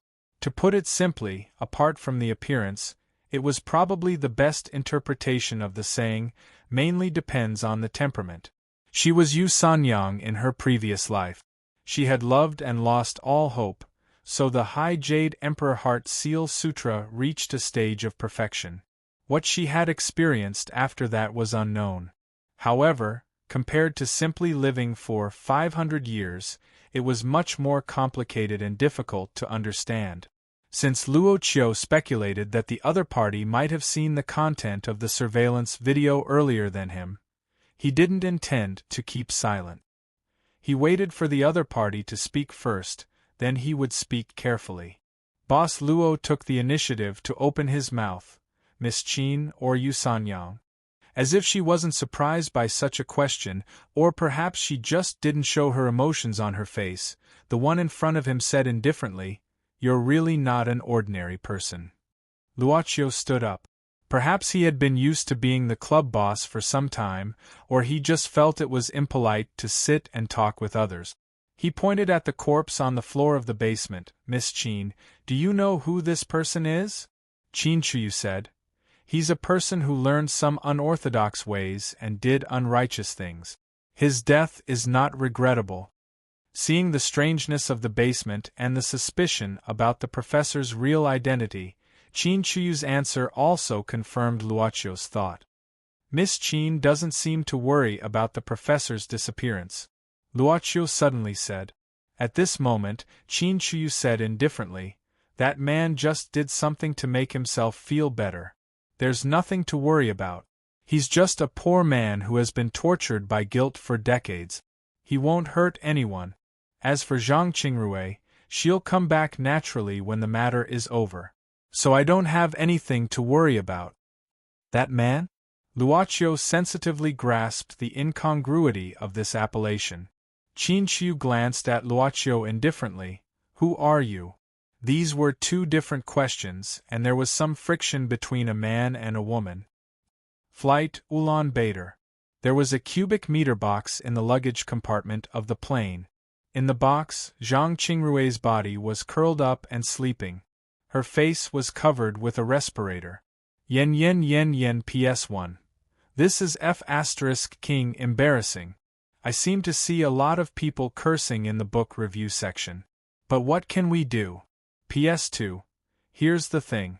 Last night, the author of this book said that the book would be published on the 5th with a perturbed mood. Then today, it's confirmed that the book will be published on the 1st. PS3. What happened in the middle will not be revealed here.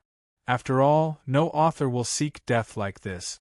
First, she said that the book would be published later, but then changed it back to this stupid plus funny plus hurtful words. I'm also dumbfounded, as if I saw a scene of sudden death. It's so beautiful that I dare not look at it. PS4. Let me comfort myself by saying, I seem to have said last night, if there's no accident, the book will be published on the 5th. Please don't beat me to death. PS5. It's confirmed that the book will be published on the 1st. So I have to change the rhythm. Including the one in the daytime, I'll update 4 chapters today. Tomorrow is Saturday, I'll update 4 or 5 chapters. On Sunday, I'll update 3 chapters. I can only do these as compensation. So, to what extent can the book be published on the 1st, it's up to fate. PS6. I don't post much PS recently. The soul of PS has been suppressed for too long and needs to explode. Of course, PS can't be used casually after the book is published. So the meaning of PS this time is, there will be 2 more chapters before 12 o'clock in the evening. Finally, I beg not to be beaten to death. Chapter 111. Genius 1 second. Remember love/go/small? Shua.net provides you with wonderful novels to read. A bit of heavy pressure existed in the trembling air. Boss Luo, who had always felt that the so-called momentum could suppress people and words were too exaggerated, finally overthrew his previous thoughts as he gradually transformed into an inhuman being and became more sensitive to touch. Luocio wasn't nervous, but felt a bit troublesome. For him, this heavy pressure was just a breeze. Maybe the other party just wanted to test him, so he didn't take it seriously. Or, he really didn't need to be afraid of anything. Listen, if you want to solve every problem by force, you're a reckless man. Luocio couldn't help but think of his father's teachings. But if you want to solve the problem by force, you're an idiot if you want to solve the problem by force. Therefore, Boss Luo didn't understand the meaning of his father's down-to-earth double standard. I don't mean any harm, Luocio said softly. So he just chose to fight back. This was a contest on the spiritual level. Eye contact was enough for both sides to have a sufficient stage. Qin Chuyu had been cultivating for hundreds of years, so her sight was no longer a sight, but a spiritual horn. She could see through many hidden things in the world, so she naturally saw that there seemed to be a door standing behind this mysterious young man. What kind of door was that? It was a door that seemed to have absorbed countless cries of despair, and was filled with piles of white bones. Just a few more glances were enough to make her Taoist heart tremble, as if it would shatter at any moment. She could not even imagine what was gathered behind the door to be able to release such a horrifying presence. Qin Chuyu stepped back half a step, a trace of panic flashed in her eyes, and a little bit of dark red overflowed from the corner of her mouth. In just a moment, her body had suffered a small loss. This was nothing. It was just that the fear was like a seed that had been forcibly planted into her body, her spirit, and her Tao heart at this moment. She even had an instinct to directly escape. The important thing was, she had felt such a door before. 500 years ago. Trafford, Club. Qin Chuyu's blood-stained lips trembled. She took a deep breath vigilantly. But you're not that person. Luocio guessed that the person referred to here was his former boss. The club had a group of non-human customers lurking in the world. Even Taiyinzi knew about this place when he was alive, so Luocio was not too surprised that Qin Chuyu knew about it. It wasn't that person. Perhaps she had bought something from the club before. Of course, if he wanted to confirm it, he could go back and look through his old account books. After confirming this, Luocio was not in a hurry to find out what Yu Sanyang had bought in the club 500 years ago. Since there was no need to continue hiding, Luocio waved his hand naturally and gracefully. A chair leaning against the wall slid to the front of Qin Chuyu. Can we continue to talk about the professor? After weighing for a moment, Qin Chuyu didn't sit down. She had a feeling that if he wanted to catch her, there was no possibility for her to leave. Love Go Shao Say, Chu that place was not a holy mountain. It had existed for much longer than her cultivation time. But when she woke up last time, she could hardly hear any rumors about that place. She walked to the sand table placed in the center, pointing at the model on it. Do you know whose tomb this is? Luocio shook his head. Xiong knew, a certain left virtuous prince. Qin Chuyu calmed down her internal injury while saying, it's the place where Qin Fang and his expedition team broke into 20 years ago. The professor's job is indeed not a paleontology expert. He's a descendant of a traitorous family from the Ming and Qing dynasties. His apparent job is just a cover. Qin Chuyu said indifferently, as for the skeleton you've seen during this period, it should be taken out by Qin Fang recently. There was a soul and a spirit attached to the skeleton.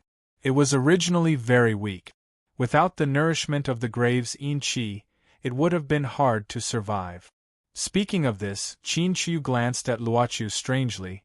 That Miss Zhang, if I'm not wrong, has the rare psychic constitution. The soul and spirit could enter her body. It should be an instinctive desire for survival. It can be maintained by Miss Zhang. This statement happened to be the same as what Yu Yi said.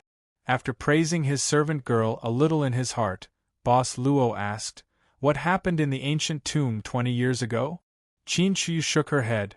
I don't know. That year when I woke up in the cave residence, I reached a new stage and needed to enter the secular world to cultivate again. I accidentally walked to that graveyard and saw Qin Fang and a person covered with blood crawling out of the crypt.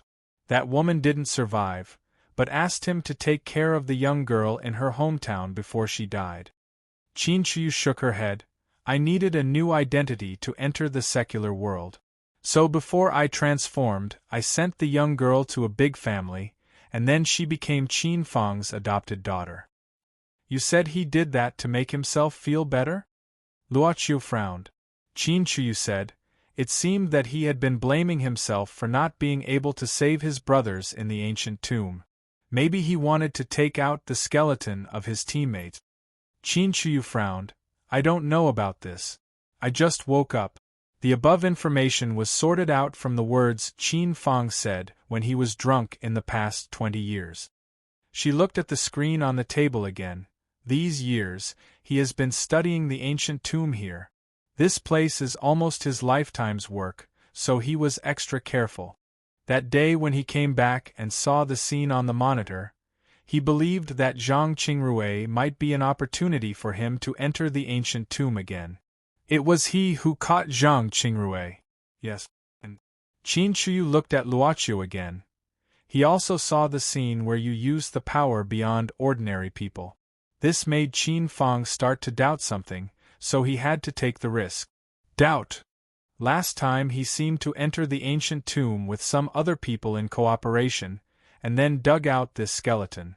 Qin Shu said indifferently, there should be some disputes on the way, so Qin Fang secretly sent the skeleton away. He probably thought you were a member of the partner, but I didn't expect that the partner really did find us. Last night they were fighting here. Was this person killed by the professor? I was the one who did it. Of course, I did it secretly. Qin Shu said indifferently, after all, he took care of me all these years, so I've repaid part of his kindness. Luoqiu was thinking about the next step, so now he was silent. Suddenly, the air shook a little. The club's servant girl stepped in front of Luoqiu. Seeing Qin Shu, Yu Yi gave a start at first, her royal blue eyes slightly flashing. It's okay. Luoqiu waved his hand. She was also a customer. 500 years ago. That was even before Miss Servant Girl started to serve the club. Yu Yi nodded, then whispered in Luoqiu's ear, Master, I didn't find Professor Qin Fang, but I checked his boarding information last night at midnight. Where? Ulan Bator. Yen PS1. Third update. PS2. Entrusted by someone I can't refuse, so I recommend an indescribable quarterly novel, Infinite Collapse. This is a book with a totally different style from mine anyway. It's a quarterly novel, anyway indescribable. Chapter 112. Genius remembers love in 1 second divided by little? We provide you with wonderful novels to read. When Zhang Qingrui woke up, she found that she was almost lying on the ground. Why was it almost? Of course, it was because there was a pure woolen blanket on the ground. Above her sight was a dome like an umbrella, supported by a large amount of wood and hung with a white canvas. This was undoubtedly a yurt. Are you awake? Have something to eat. Following the voice, Zhang Qingrui saw Professor Qin Fang was holding a piece of flatbread, tearing it apart and putting it into his mouth. However, his eyes were fixed on a map spread out on the ground. In the same yurt there was a smaller box. Inside the box was the set of skeletons. Her body was indeed in a state of hunger. Zhang Qingrui stood up silently, taking a piece of flatbread and a bowl of slightly salty milk tea called suteka by the locals. She quickly hid in a corner, eating the food in silence with fear and uneasiness. This was the 3rd time she woke up. As for the previous 2 times, she was basically knocked out by Professor Qin Fang with a taser. But this time, she could only give up the idea of resisting temporarily. Tearing off a small piece of the cake, Zhang Qingrui looked at the box subconsciously. Soul, bones, possession? Almost in a way of impact, she kept colliding with the concepts formed by the socialist science education she received these years. I am the key to enter the graveyard? Every time she fainted, Zhang Qingrui felt as if there was another person in her mind. Fragments of memories from long ago kept appearing in her mind. They were fragmented, they seemed to have no main line, they seemed to be trying to tell her a complete story, but they were not complete themselves. In the dream, she always had a feeling of wanting to cry. This kind of sadness that came from her heart and perhaps didn't belong to her kept stirring her heart even after she woke up. Theoretically, she was forcibly taken away by Professor Qin Fang, and there was no way to communicate with the outside world. The professor's means of confinement couldn't be considered as gentle, so she should be more frightened and frightened. However, it seemed that because she was about to reach a certain place, there was another kind of excitement hidden in her heart. Professor, why are you so insistent on going back into that ancient tomb? In any case, he wasn't a complete stranger. In the 2 years of Zhang Qingrui's life, Qin Fang, as one of the tutors in her college life, was a bit of an elder after all. She was afraid of him, but not to the extent that she didn't dare to talk to him. But Qin Fang was not like the customers in the antique shop she dealt with. He carried out this operation with a clear sense of paranoia, so it was naturally dangerous. There are some things I need to get back. Qin Fang was still looking at the map on the ground. Is it a rather valuable cultural relic?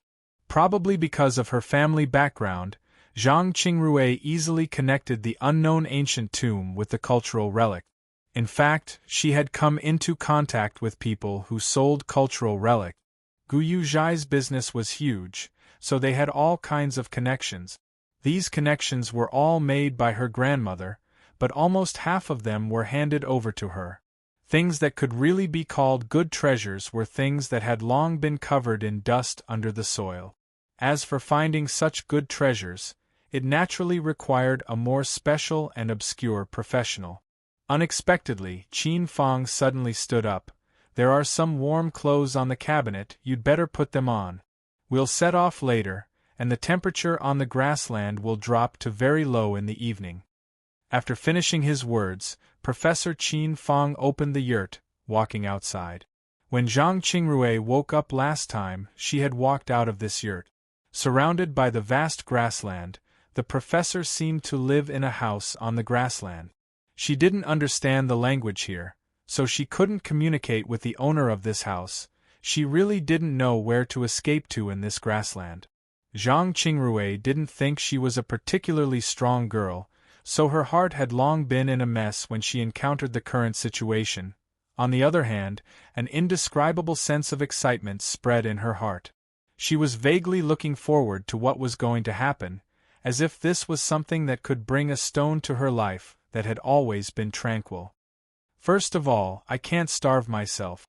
Zhang Qingrui cheered up, quickly finishing the pancake in her hand and reaching for another one on the plate. This time, it was not only a pancake, but also a plate of mutton that she hadn't touched before. In the past, she would dislike the mutton's rank smell, but now she could enjoy it with relish. While eating, Zhang Qingrui had an idea. She didn't know what would happen next, so she quietly wrapped up a pancake and hid it in her clothes. Outside the yurt, Professor Qin Fang sat at the place where other people fed the sheep, lighting a Cuban cigar, silently watching the smoke rising into the clear blue sky. Silently waiting for the grassland to turn cold. Just as he already knew, the altar's long-distance teleportation was very harsh on applications that were not within its business scope. It was like a vampire. The one-way journey to Curie Bader cost 10 days. After complaining silently, Boss Luo finally chose a one-day flight. Of course, there was no way to compare the efficiency, but according to Qin Chuyu's words, the professor wouldn't do any harm to Zhang Qingrui. In the departure hall, naturally, there was no way to meticulously prepare food outside, or so you thought. But Miss Maid of the club perfectly explained the great significance of humans' invention of the food box. The Japanese-style food box had 3 layers, each containing exquisite food. Miss Qin, do you also need some? Yu Yi asked Qin Shuyu while placing the luxurious food boxes in order in front of Luoqiu. No need. Qin Shuyu shook her head. Not only in front of Luoqiu, but also in front of this Miss Maid who claimed to be just the master's maid, Qin Shuyu could feel the enormous pressure. And this pressure would most likely not lessen for some time to come. I have something to ask the professor, and I don't want to delay it for too long. If the professor's destination is that ancient tomb, Miss Qin should remember it. Can you lead the way? Not long ago, after this club member clearly expressed his intention, Qin Shuyu could only agree. Because this Miss Maid who was introducing the contents of the food box to her master seemed to be the most terrifying thing she had felt in the past 500 years, except for that door. It was like an abyss of cumulus clouds, and also like an unknowingly surging undercurrent. Yen P.S. 4th Update. Chapter 113. Genius remembers love in 1 second divided by small? Shua Net provides you with wonderful novels to read. The grass on the grassland withered and flourished with each passing year. Zhang Qingrui thought of such a poem miraculously. She was now in a Jeep Wrangler, running on the grassland. The temperature difference between morning and night was indeed great. Zhang Qingrui wrapped her clothes tightly subconsciously. Since they entered the grassland, she had sensed more and more heaviness from the professor's eyes, and he spoke less and less. She didn't know how to describe it. She just felt that there was a trace of solidifying determination on the professor's body. The Jeep Wrangler drove for nearly 3 hours, and finally stopped in front of a pit. The professor locked the car and pinned the key on his neck. He was indeed a cautious person. Zhang Qingrui couldn't help smiling bitterly. Not to mention her inexplicable desire to escape, the mere sight of the pistol carried by the professor had made her flinch. After that, the professor set up a field tent, picked up some dry twigs nearby, and skillfully made a fire to boil brick tea. Finally, he added some cheese, and the simple but charming aroma began to spread around the bonfire. Zhang Qingrui held the warm milk tea, sitting at the edge of the bonfire. Watching the flames swaying under the strong grassland wind, she felt like a group of demons dancing wildly. Professor Qin Fang threw several packs of chocolate biscuits to her, which could quickly replenish calories. In this place, there was no need to pay too much attention. Zhang Qingrui tore open a pack silently, feeling embarrassed that she had hidden a piece of biscuit on her body not long ago. Subconsciously, she laughed at herself. "Why are you laughing?" Zhang Qingrui gave a start, but she responded quickly, saying casually, "I'm just thinking that Luoqiu didn't know about the professor's affairs, and whether he would come to your villa for several times in vain these days. You'd better stay away from that guy in the future." Zhang Qingrui looked at Professor Qin Fang curiously. She didn't understand why the professor seemed to be afraid of Luoqiu. She pondered for a while. Though he's a little eccentric, and a student who often doesn't attend classes, at least he's not a bad guy. He's a very quiet person. Professor Qin Fang said indifferently, "Quiet people are scarier." Zhang Qingrui didn't say anything. It was said that if an honest person didn't get angry, even the gods and ghosts would be wary of them. The professor had lived for half his life, so his knowledge and bearing were actually extraordinary. Now that he had made such a crazy move, it was because he had to do it. But thinking about it, such a person wouldn't deliberately smear someone's reputation, right? "You're much calmer than I thought." After a long silence, Lecturer Qin Fang suddenly opened his mouth. Not only was it because they were nearing their destination, but there was also a trace of uneasiness behind that madness. So, did they want to find someone to casually talk to? You need to be calm when you're in trouble, especially when it's a big deal. Zhang Qingrui looked at the bonfire quietly. "My grandmother taught me this when I was young." Professor Qin Fang also nodded. Madame Zhang is indeed a woman who can teach people in this way. "Professor, you know my grandmother?" Professor Qin Fang said indifferently, "Before your grandmother got married, The Li family was engaged in the business of making money from dead people. Even if the people in the underworld didn't know them, they would have heard of them. You're the only successor of Gu Yuzhai, don't you know about this business? Zhang Qingrui became silent. But Professor Qin Fang was obviously talkative now, so Zhang Qingrui plucked up her courage and asked, Professor, who on earth did that skeleton belong to? I don't know either, but… Professor Qin Fang frowned. This question seemed to have touched something in his heart. Zhang Qingrui looked at him nervously, but at this moment, bang! On the vast grassland, a thunderous sound suddenly burst out. Zhang Qingrui was startled. Before she could react, the sound had already sounded one after another. The bullets hit the ground, raising mud and dust that could be clearly seen under the light of the fire. Several strong lights shone from afar. Professor Qin Fang gritted his teeth, rushing to Zhang Qingrui's side. He grabbed her arm and rushed to the side, hiding behind a slope. In this case, even the great tranquility chi was useless. Under the continuous gunshots, Zhang Qingrui hugged her head with both hands, curling up and asking in horror, Professor, who on earth are they? A group of unscrupulous guys, even more ferocious than lions and tigers. Professor Qin Fang said, squatting and looking ahead, I took a detour to avoid them, but I didn't expect to be found by them. While speaking, Professor Qin Fang took a deep breath, pulling out a pistol from his waist and stuffing it into Zhang Qingrui's hand. Now it's time to see if the great tranquility chi your grandma taught you is useful or not. No matter whether you can shoot or not, shoot if you don't want to die. Zhang Qingrui gave a start, feeling the weight of the bullet. Then she heard the professor continue, I'll count to 3, then rush to the car immediately. As long as you get on the car, you can at least escape. Ms. Zhang nodded with a pale face, taking a deep breath to stabilize her slightly trembling arm. She had to hold the pistol with both hands, nervously waiting for Professor Qin Fang's signal. 1, 2, kicking his legs, Professor Qin Fang tore off his clothes, taking out another concealed pistol and firing several shots at the attacker. 3. Zhang Qingrui had no time to care about that. There was only one thought in her mind, which was to rush to the car as soon as possible. It was about 10 meters away, but Ms. Zhang, who had the habit of exercising, didn't find it difficult. But every second felt like a long time. Zhang Qingrui's heart had never beat so fast. She felt the hope of survival when she was about to touch the car. She looked back subconsciously, only to find that Professor Qin Fang had fallen behind her. Professor Qin Fang's face revealed an extremely painful expression.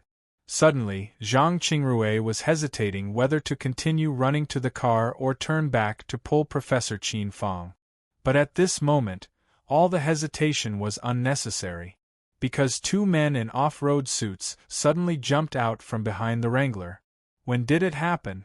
Perhaps he had already found his way to the other side of the car and hid there. Zhang Qingrui thought, but she could only retreat. The 2 men's expressions were full of haze, approaching her step by step. Compared to the automatic rifles in their hands, Zhang Qingrui found the lethality of the small pistol in her hands was like a joke. However, she still pointed the tip of her spear at the other party, but the body of the spear was shaking because of the panic in her body. The 2 men glanced at each other, sneered disdainfully.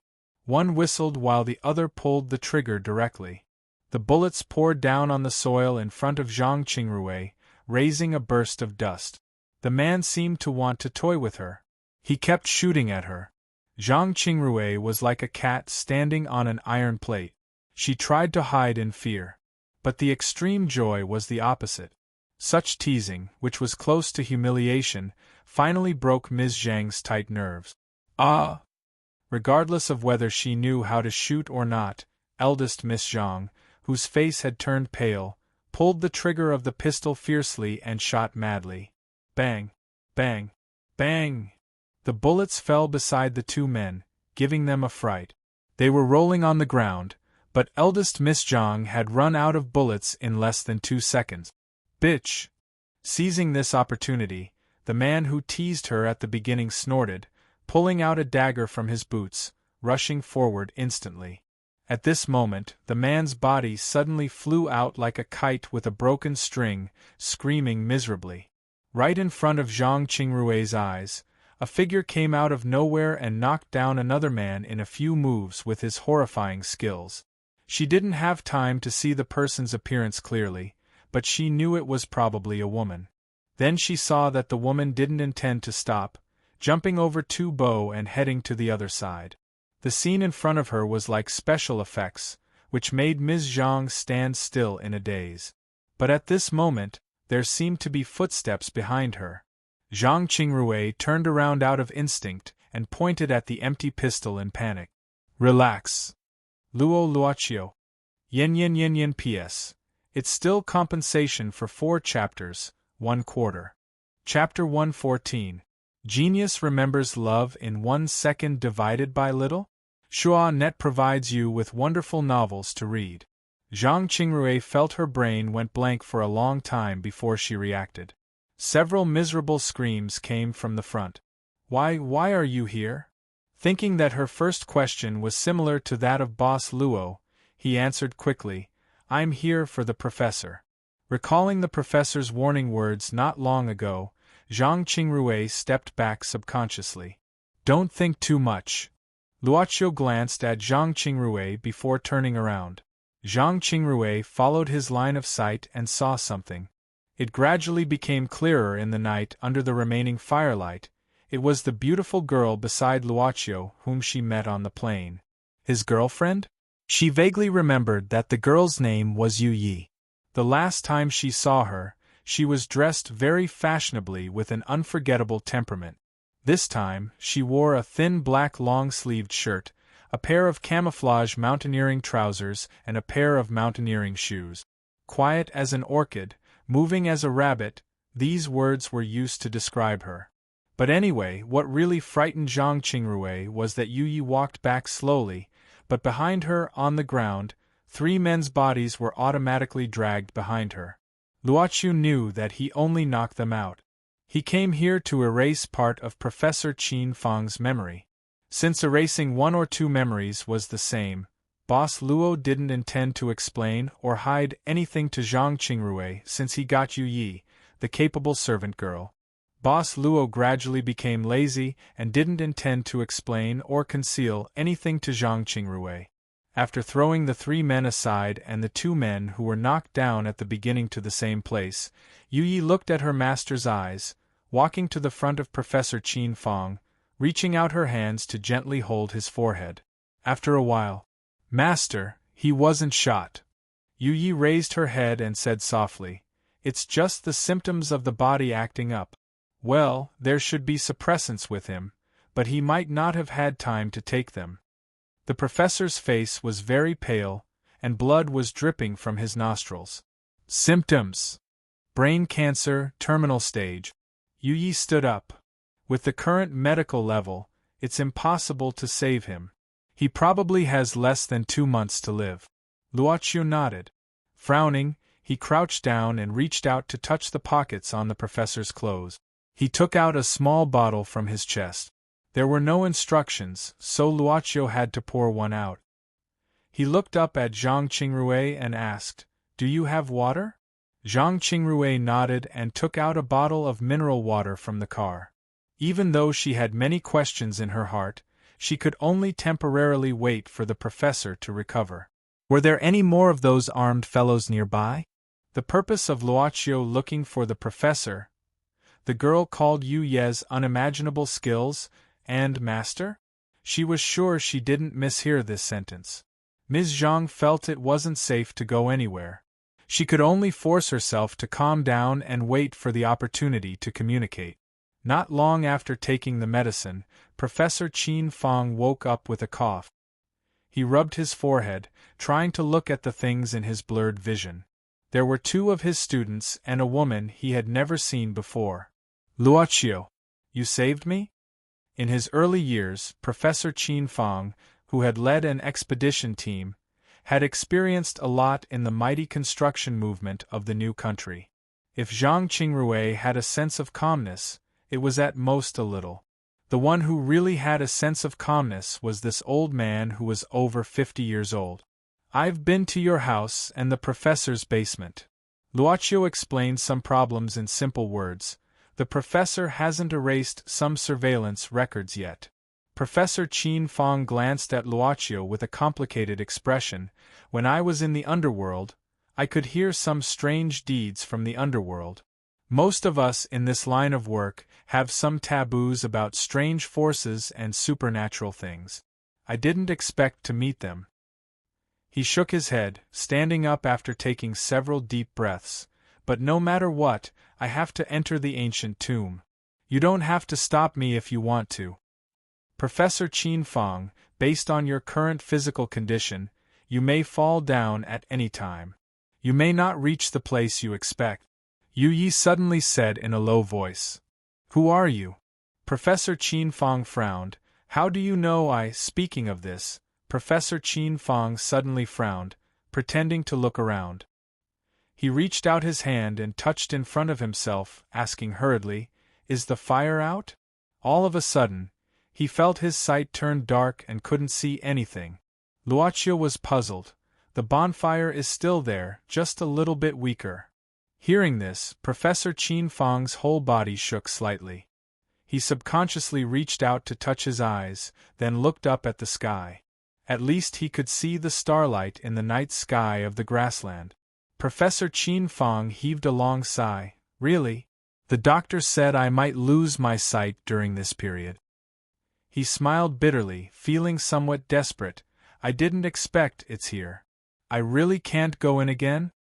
"The person in front of you, your student, can help you, as long as your desire reaches the strongest." Suddenly, Qin Fong heard a faint voice. It was the voice of his adopted daughter, Qin Chiyu. They were too familiar with each other. After all, they had been living together for 20 years. "Chiyu? Or am I hallucinating?" Professor Qin Fong in front of him looked a little crazy. Luocio frowned, looking at a certain direction thoughtfully. This strange monk didn't show up directly on the grounds that she didn't want to meet him directly.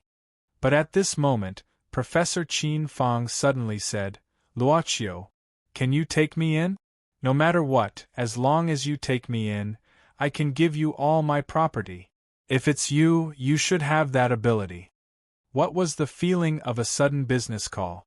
Professor Qin Fong's strong desire at this moment seemed to be a way for this Miss Taoist to return a part of the kindness of raising him. Yu Sanyang was able to meet the former boss, probably because she knew that the club was a mechanism of accepting all visitors, or she had already seen through the nature of the club's willingness to make this kind of deal. However, from the perspective of a person with superpower, she should be able to help Professor Qin Fong. Was it because she didn't want to help, or was there any reason that she couldn't help? But Qin Chiyu didn't know that the new boss of the club was a little casual, thinking that Luocio was the kind of person who didn't give anything in return. In fact, Luocio, who had come to this prairie and had an impulse to explore, also had the idea of going into that ancient tomb. But before he had time to express this intention, this Miss Taoist had already taken the initiative. She probably did something bad out of kindness, triggering the transaction mechanism of the club. Under this mechanism, Luocio wasn't Luocio. He was Boss Luo. "As you wish, dear guest," Luocio said slowly, "but we don't accept money as the transaction fee. Yin PS. 2/4. Chapter 115. A genius will remember love in 1 second divided by little? Sagnet, providing you with wonderful novels to read. Zhang Qingrui had entered a state that completely subverted her cognition. Love go little say, W. Chushi suddenly had a creepy feeling about the conversation between Luocio and Professor Qin Fong. However, the woman called Yu Yi kept looking at her with a faint smile, which made Zhang Qingrui's body stiffen. She felt that the grassland was particularly cold at this moment. Then some miraculous things happened. She saw Luocio stretch out his hand and gently wipe Professor Qin Fong's eyes. Professor Qin Fong then regained his vision. This rapid change made Zhang Qingrui feel like those who sold fake medicines on the street and played a double act with a shill. But of course it was not fake. After Professor Qin Fang regained his vision, he became silent. Not long after, Professor Qin Fang suddenly walked towards those who were beaten to the ground.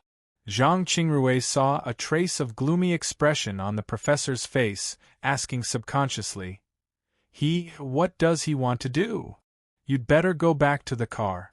Luoqiu said indifferently, but if you can accept it, it's okay to watch.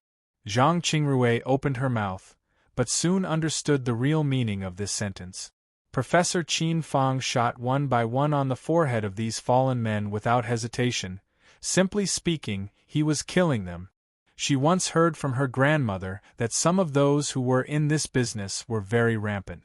It was common for several people to die, and it was also not uncommon for a group of people to be killed. But her family only needed the buried treasures and didn't care about the rest. Of course, it was much more civilized now, but the dangers of this business had never disappeared. Ms. Zhang had lived for at most 21 years. How could she be said to have mastered the skill of calming down? At this moment, she restrained herself from screaming. She felt that this was the best result she could give to her grandmother. At this moment, Professor Qin Fang walked back. His face didn't show any trace of killing. He said calmly, "They have more people. I suspect that they may have been waiting near the entrance of the ancient tomb. If these guys don't send a message back after a while, the people over there should be aware of something." "Rest assured, Mr. Qin." Yu Yi comforted him on behalf of her boss. "Since we have promised you, we will naturally fulfill your wish." "Then let's go." Professor Qin Fang nodded. After a moment of hesitation, he asked, "Is Chuyu also nearby?" Luoqiu didn't answer the question. "Professor, can you still drive?" Professor Qin Fang frowned but didn't ask further. He just said indifferently, "I need to rest and recover my strength." Luoqiu nodded. However, what Qingrui didn't expect was that she was the one driving the Wrangler. "I don't have a driver's license, so I can't drive this kind of car." These were the words of Boss Luo. "Well, if the owner doesn't drive, I won't drive either." These were the words of Miss Servant Girl. So what the hell was the owner? This was definitely the most wonderful and the worst experience in her life. Qingrui couldn't help but sigh. However, the wonderful thing was that until now, her fear seemed to be fading away, and the excitement in her heart was gradually growing stronger. Luoqiu and the professor were sitting at the back seat talking. In fact, it was more of Professor Qin Fang's one-sided narration, or he knew that he didn't have long to live, so he wanted to leave his story. That was 20 years ago. 20 years ago, Professor Qin Fang was already a well-known expert in the underworld. However, in this field, many people chose to use code names, and wouldn't reveal their real identities. At first, there were only 2 people who went through fire and water together. Later, the team gradually grew. They weren't satisfied with just excavating some things from hundreds of years ago, so they planned to target things from thousands of years ago. My partner, Gao Rui, found a bronze bracelet in the market, but he accidentally knocked it over in the process of transportation, causing the base to break. However, it was precisely because of this that everything started. The professor was immersed in his own memories. We found a map from the broken base. The bronze bracelet should be an item from the period of the 3 kingdoms. What was recorded on the map might be a treasure, a graveyard, or something more wonderful. The professor's face suddenly revealed a trace of a smile. I can still remember the excitement on Gao Rui's face at that time. But how could I blame him? Because I couldn't wait for it myself. We studied it for more than a year and flipped through a lot of ancient books. Finally, we locked the location marked on the map. Professor Qin Fang paused for a while before continuing slowly. Because Gao Rui just got married, we didn't set off until the child was 1 year old. I remember, it was the beginning of autumn, and it rained. The child's name hadn't been decided since she was born. On the day of setting off, Gaorue felt that it wouldn't work, so he changed her name to Chu. Me, Gaorue, his wife, and 5 other brothers hurried to the prairie without stopping after getting the exit permit. Professor Qin Fang looked at the completely darkened scenery outside the window. It's this prairie. As I recall, we had been exploring this area for a full 2 months. At that time, some people in the team had become impatient and started to question the authenticity of this map from nearly 2,000 years ago. Gaorue's wife missed the child at home and wanted to go back. They had quarreled several times because of this matter. Then, after about a month, even I started to feel discouraged. Professor Qin's face changed while speaking of this. I remember that night, just like this night, it was so quiet that it made people depressed and fearful. We were discussing about leaving by the bonfire. After searching for 3 months, the new year was coming. We all wanted to go home, especially those with families. However, when we were about to make a decision, one of our brothers who went to the toilet ran back in a panic. Professor Qin Fang stared at Luoqiu. His eyes were filled with the same color and excitement as when he was young. He said he found something on a hillside nearby. What did we see? Professor Qin Fang took a deep breath. What we saw. I think everyone had the same thought as me, that is, we'll never forget that scene for the rest of our lives.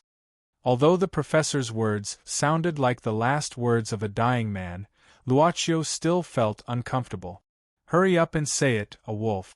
A glowing wolf with white light all over, looking up to the sky. Yen P.S. 3/4. Chapter 116. Genius remembers love in 1 second divided by little? We provide you with wonderful novels to read. A glowing wolf? Hearing this, Yu Yi slightly turned her head from the front passenger seat. But she also stretched out her arms, holding the steering wheel. Because at this moment Ms. Zhang, who had been listening, was also startled. The Wrangler drove straight ahead, and was about to hit a big mud pit. It obviously knew how to drive. Anyway, it dodged it. Professor Qin Fang didn't care about this, but continued. Yes, it emitted white brilliance. We found it, and it found us. It turned its head, looking down at us from above, its eyes full of spirituality. Rather than looking at us, it was better to say it was sizing us up. Wolf is the totem of the Xiongnu people. Professor Qin Fang said slowly. That night was a full moon, and it appeared at the place we were looking for. We were almost sure that the ancient map must be real. Then, that light wolf suddenly jumped down from the hillside towards us. It leaped over us, running towards a direction. We hurriedly chased after it, and because of this chase we finally found the place marked on the map. That ancient tomb buried under the ground. In the history of the Xiongnu people, it was the tomb of one of the left virtuous kings. And it was a tomb that had never been robbed. An unprecedented sense of excitement almost destroyed our rationality. Professor Qin Fang's face turned gloomy. Gaorue was the best and the boldest one among us. We dug a hole, and after the air inside was almost replaced, Gaorue took the lead and walked in. We had never thought that in that era it was possible to build such a complicated tomb. Rather than a tomb, it was better to say it was a complete underground palace. The passages inside were complicated and changeable. We were trapped inside for a long time, but we didn't see that light wolf. At this time, we saw that the food was almost used up, but we still couldn't find the direction. The professor looked out of the window. It's like there's some kind of power that's stopping us. In that labyrinth, we looked again and again at the marks we had made, proving that we had always been in the same place, and had not advanced much. We could not even find the way back. And at this time, something even worse happened to us. Wolf, the light wolf that we have seen before. Not just one, but in large quantities. They rushed out from the surrounding walls. They could freely shuttle through the walls. They were flying towards us, biting our bodies. Pain. Bullets were completely useless against these light wolves. When the dagger pierced into their bodies, it was like stabbing into water. We can only run. Keep running. Do you know? Professor Chin looked at Luocio and suddenly said with a bitter smile, when a person is in despair, no matter how crazy the decision is, if we are trapped here, it is only a matter of time before we are trapped in that underground palace and die. Without any other choice, we decided to use the explosives we brought with us to blow out a way out. Do you know the consequences of using explosives in the underground palace? Professor Chin Fong looked at Luocio and asked. Probably it will collapse. Luocio imagined the scene at that time. Professor Chin Fong seemed to be grieved by the scene at that time, so he just nodded. In the end, only Gao Rui's wife and I survived. In fact, his wife was also seriously injured at that time and couldn't survive. I was the only one in the team who survived. The professor sighed. All these years, what happened that night has become a nightmare for me. I can never forget the pain of despair and the pain of losing my good brothers. I can't let their bones be hidden in the underground of a foreign country. I must find a way to bring their bones out and bring them back home. It's just that after we blew up that place, the whole place collapsed. At that time, the international environment was not very good, so it was impossible to excavate on a large scale. The underground technology was also not as advanced as now. The professor shook his head. At that time, I was also injured and hurried to bury Gao Rui's wife. Also, the orphan they left behind needed to be taken care of. So I had no choice but to leave temporarily. All these years, I would come here whenever I had time, hoping to find another way in. Just a few months ago, when I came here again, I met another group of people. I don't know where they got this place from. Perhaps there was more than one map that was passed down. Anyway, they didn't tell the source. At the beginning, we had some conflict. Later on, I saw that this group of people had very good equipment in their hands. They even had large excavating tools. Professor Chin frowned. Among them, there were also people from our country, but there were also quite a few foreigners. I'm afraid this is a group of foreign treasure thieves. Also, it is said that the nearby land was bought by the company behind them. I just wanted to go to the underground palace again and bring Gao Rui and the others out, so I chose to cooperate with them in the end. Because I had entered the past before, I explained my situation. I only wanted corpses and nothing else, so they agreed to my request. With the help of those fellows, we were able to dig up a piece of land that had collapsed back then. Once again, I could step into this nightmare place. The original maze was already buried because of the collapsed soil. Not to mention finding a way, even digging up something was very difficult. The group of people began to use other equipment to explore the excavated area. In the end, they found an unexpected result. This underground palace, under the buried area, there was another level. This discovery is too shocking. A two-level and huge underground palace. We have no way of imagining what methods the ancient people used to create such a magnificent building in that distant era. How did they calculate those support points? How did they design that kind of maze that could make people lose their way? But there is one thing that can be incomparably certain. That is, if they can create such a complicated underground palace, then what is hidden inside is probably not as simple as an ordinary ancient relic.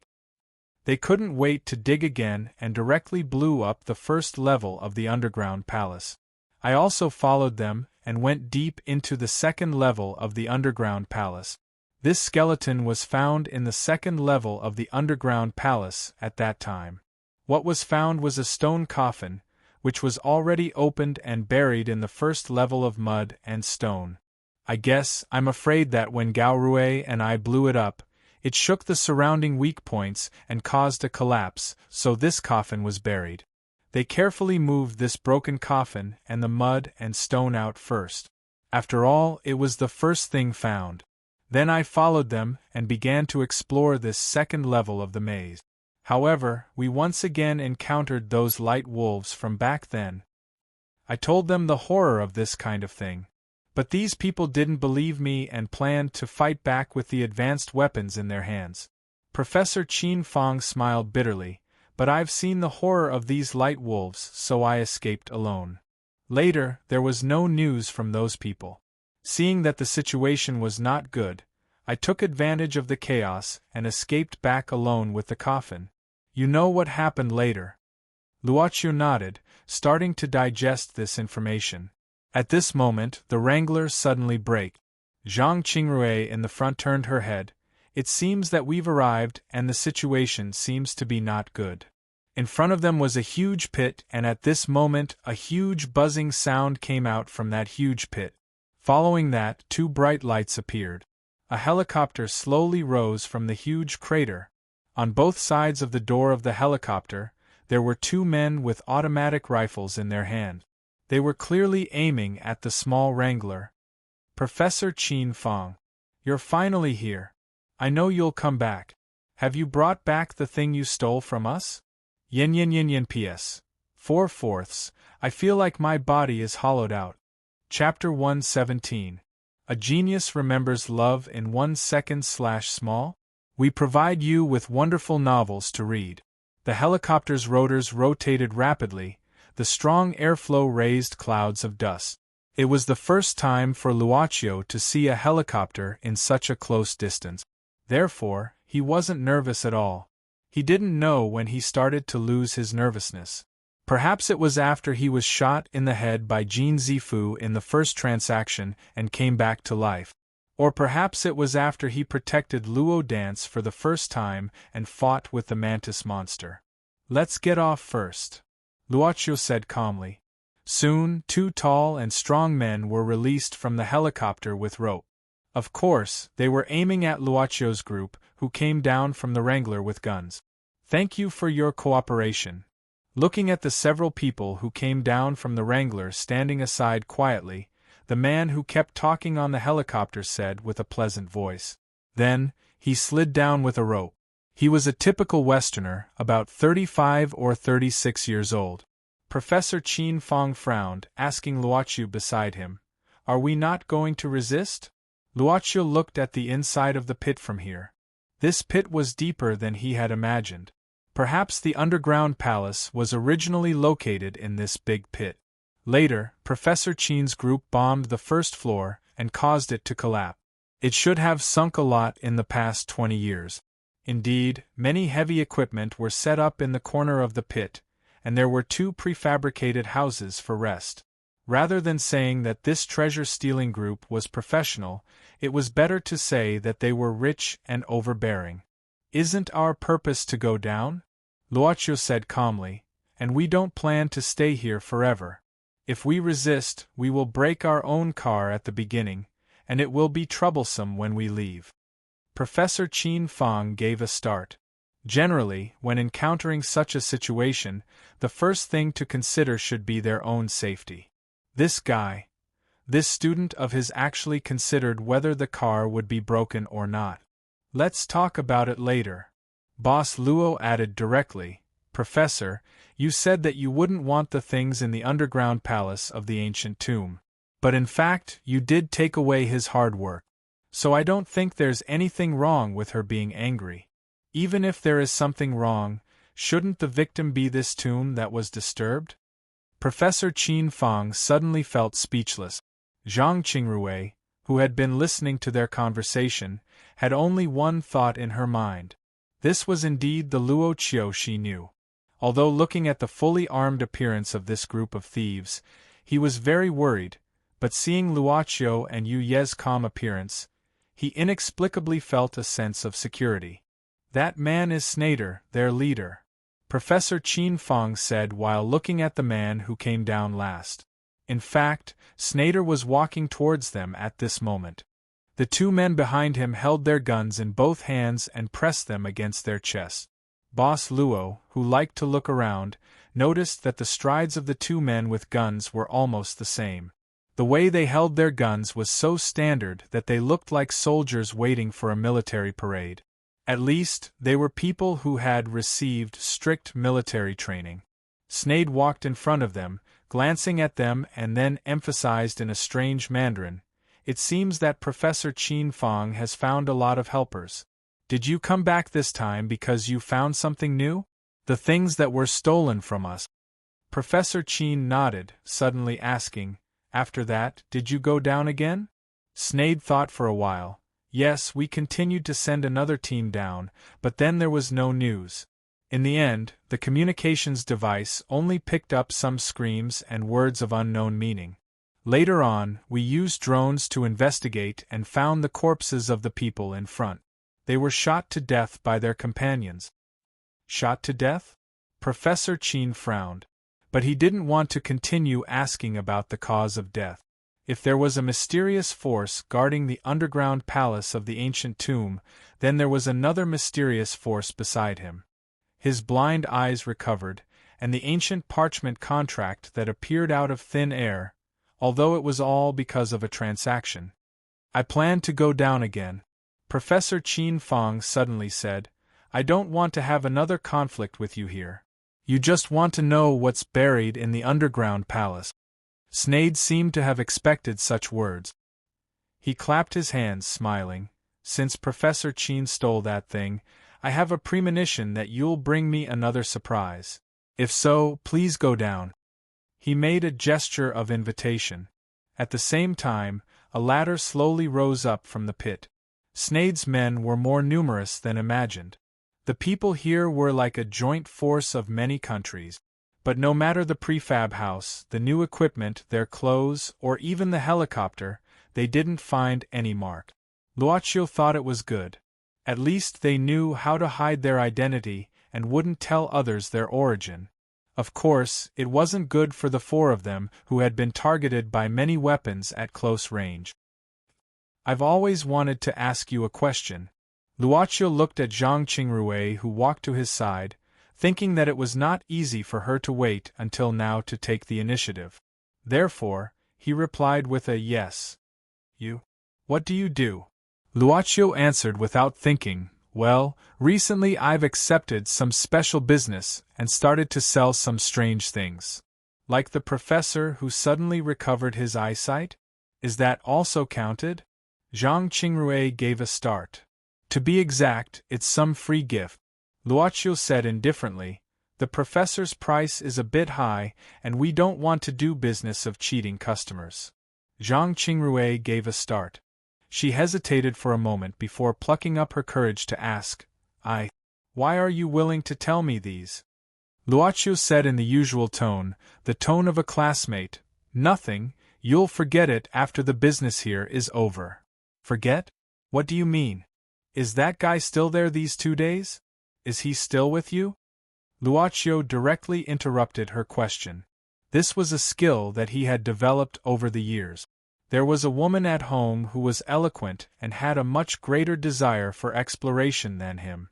Therefore, Boss Luo had learned to use some questions that others had to pay attention to interrupt other people's own questions. Sure enough, when it came to herself, Zhang Qingrui couldn't help but pay more attention to it.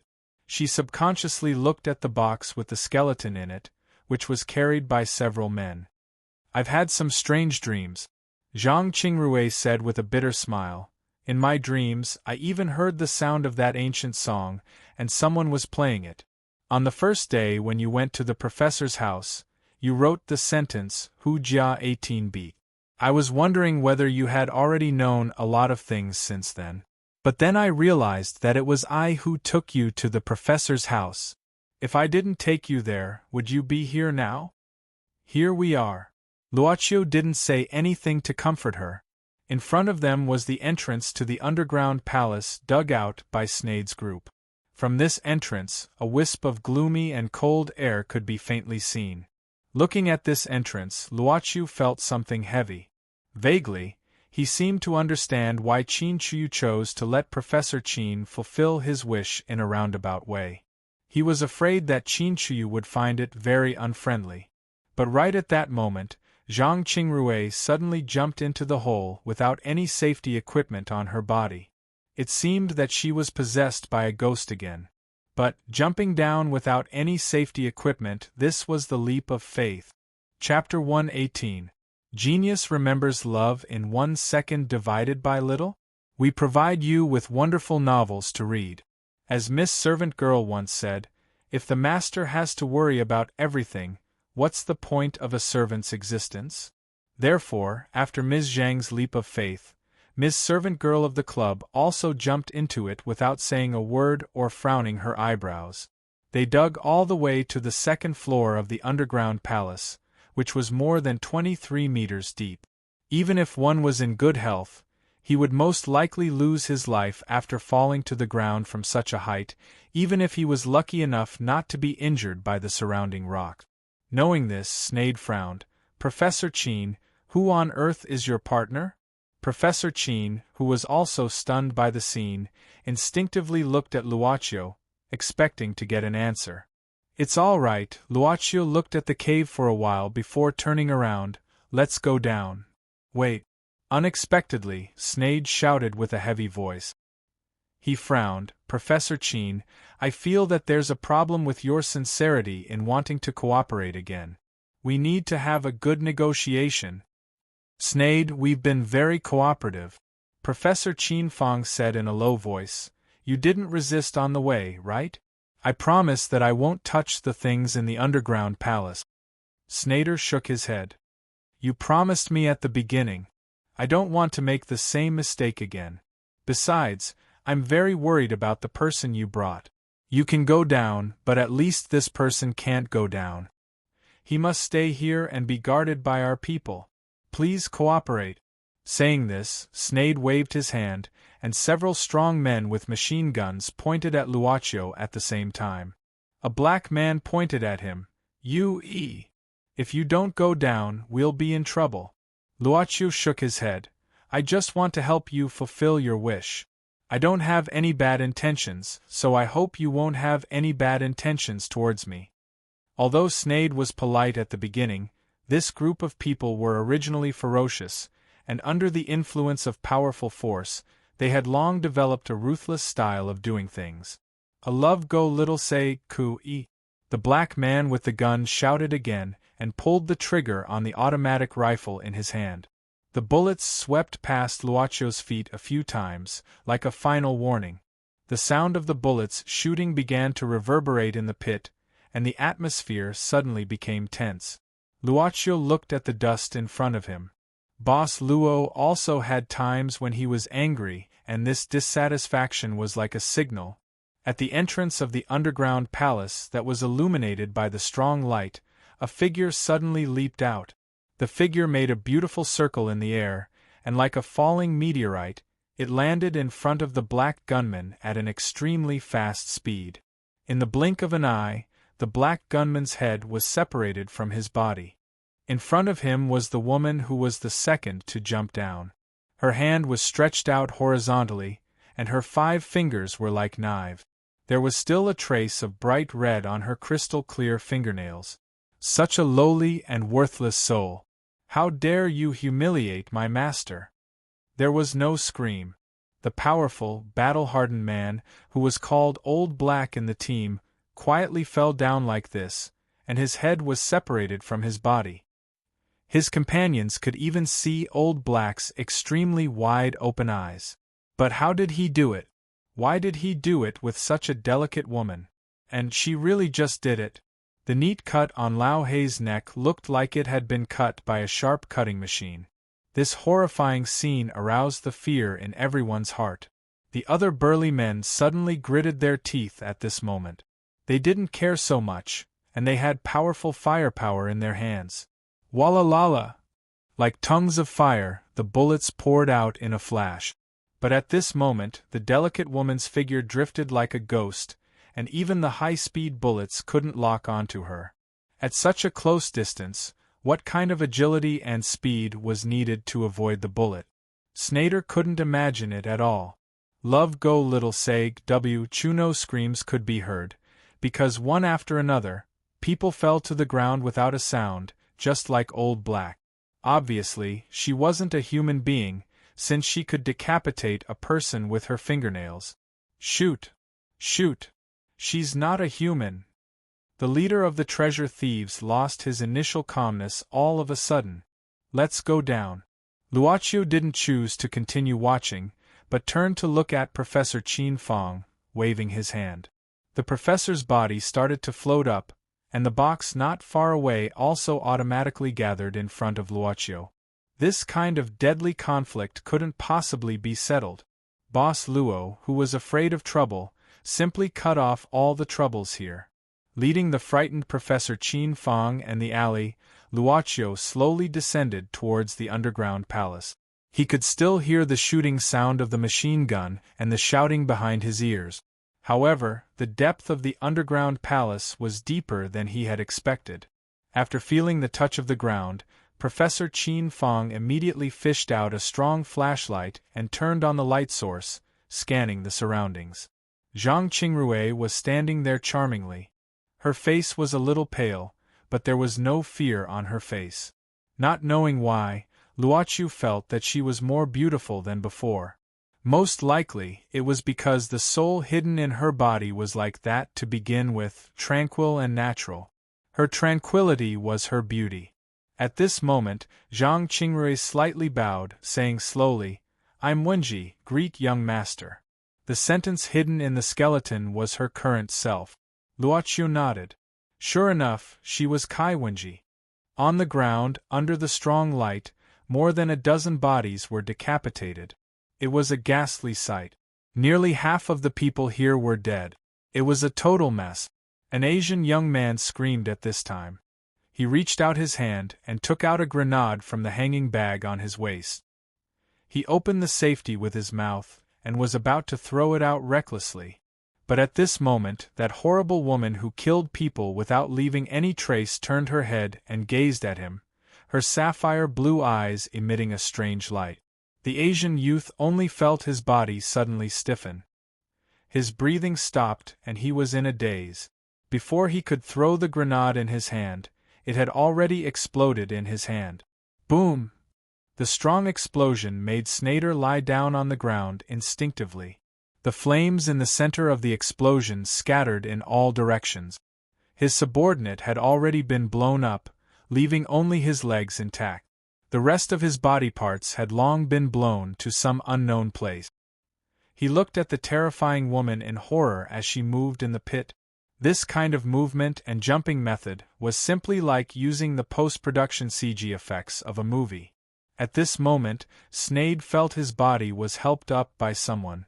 A dark-skinned man had unknowingly appeared beside him. He was in his 40s or 50s and was bald. There was a red dot between his eyebrows. He was barefoot and his body was wrapped in yellow cloth, revealing his bare arms. Master Mu Jianzuan. My God! I forgot your existence because of the panic. Snade suddenly felt as if he had caught a life-saving straw. Because of the mysterious things that happened in the underground palace, after the matter was reported back to the company, this monk who cultivated in India was hired through special channels. He had seen this miraculous Indian monk before.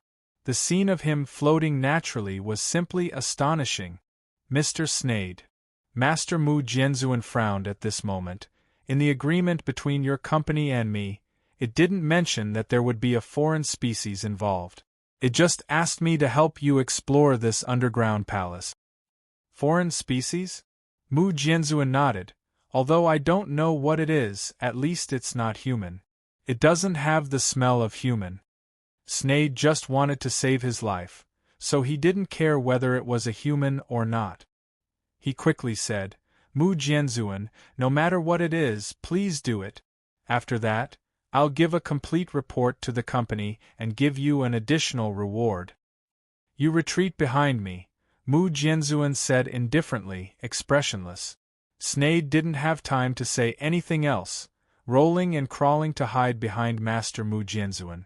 Mu Jianzuan didn't speak at this time, but just took out a Vajra pestle inlaid with colorful gems at both ends, and murmured something in front of him. Miss May jumped behind another man who was about to attack with a grenade in his hand. Her body suddenly became stiff, and her waving arms stopped in the air. Seeing this, the man didn't dare to stay in the same place, and ran away in horror. He was indeed an extraordinary person from India, who was hired at a high price and possessed mysterious and ancient power. When Snade saw this, he immediately calmed down. Snyder heaved a sigh of relief. However, all of a sudden, the horrifying woman, who had stiffened up, regained her mobility as if nothing had happened. She tilted her head and looked at him with a disdainful smile. Master.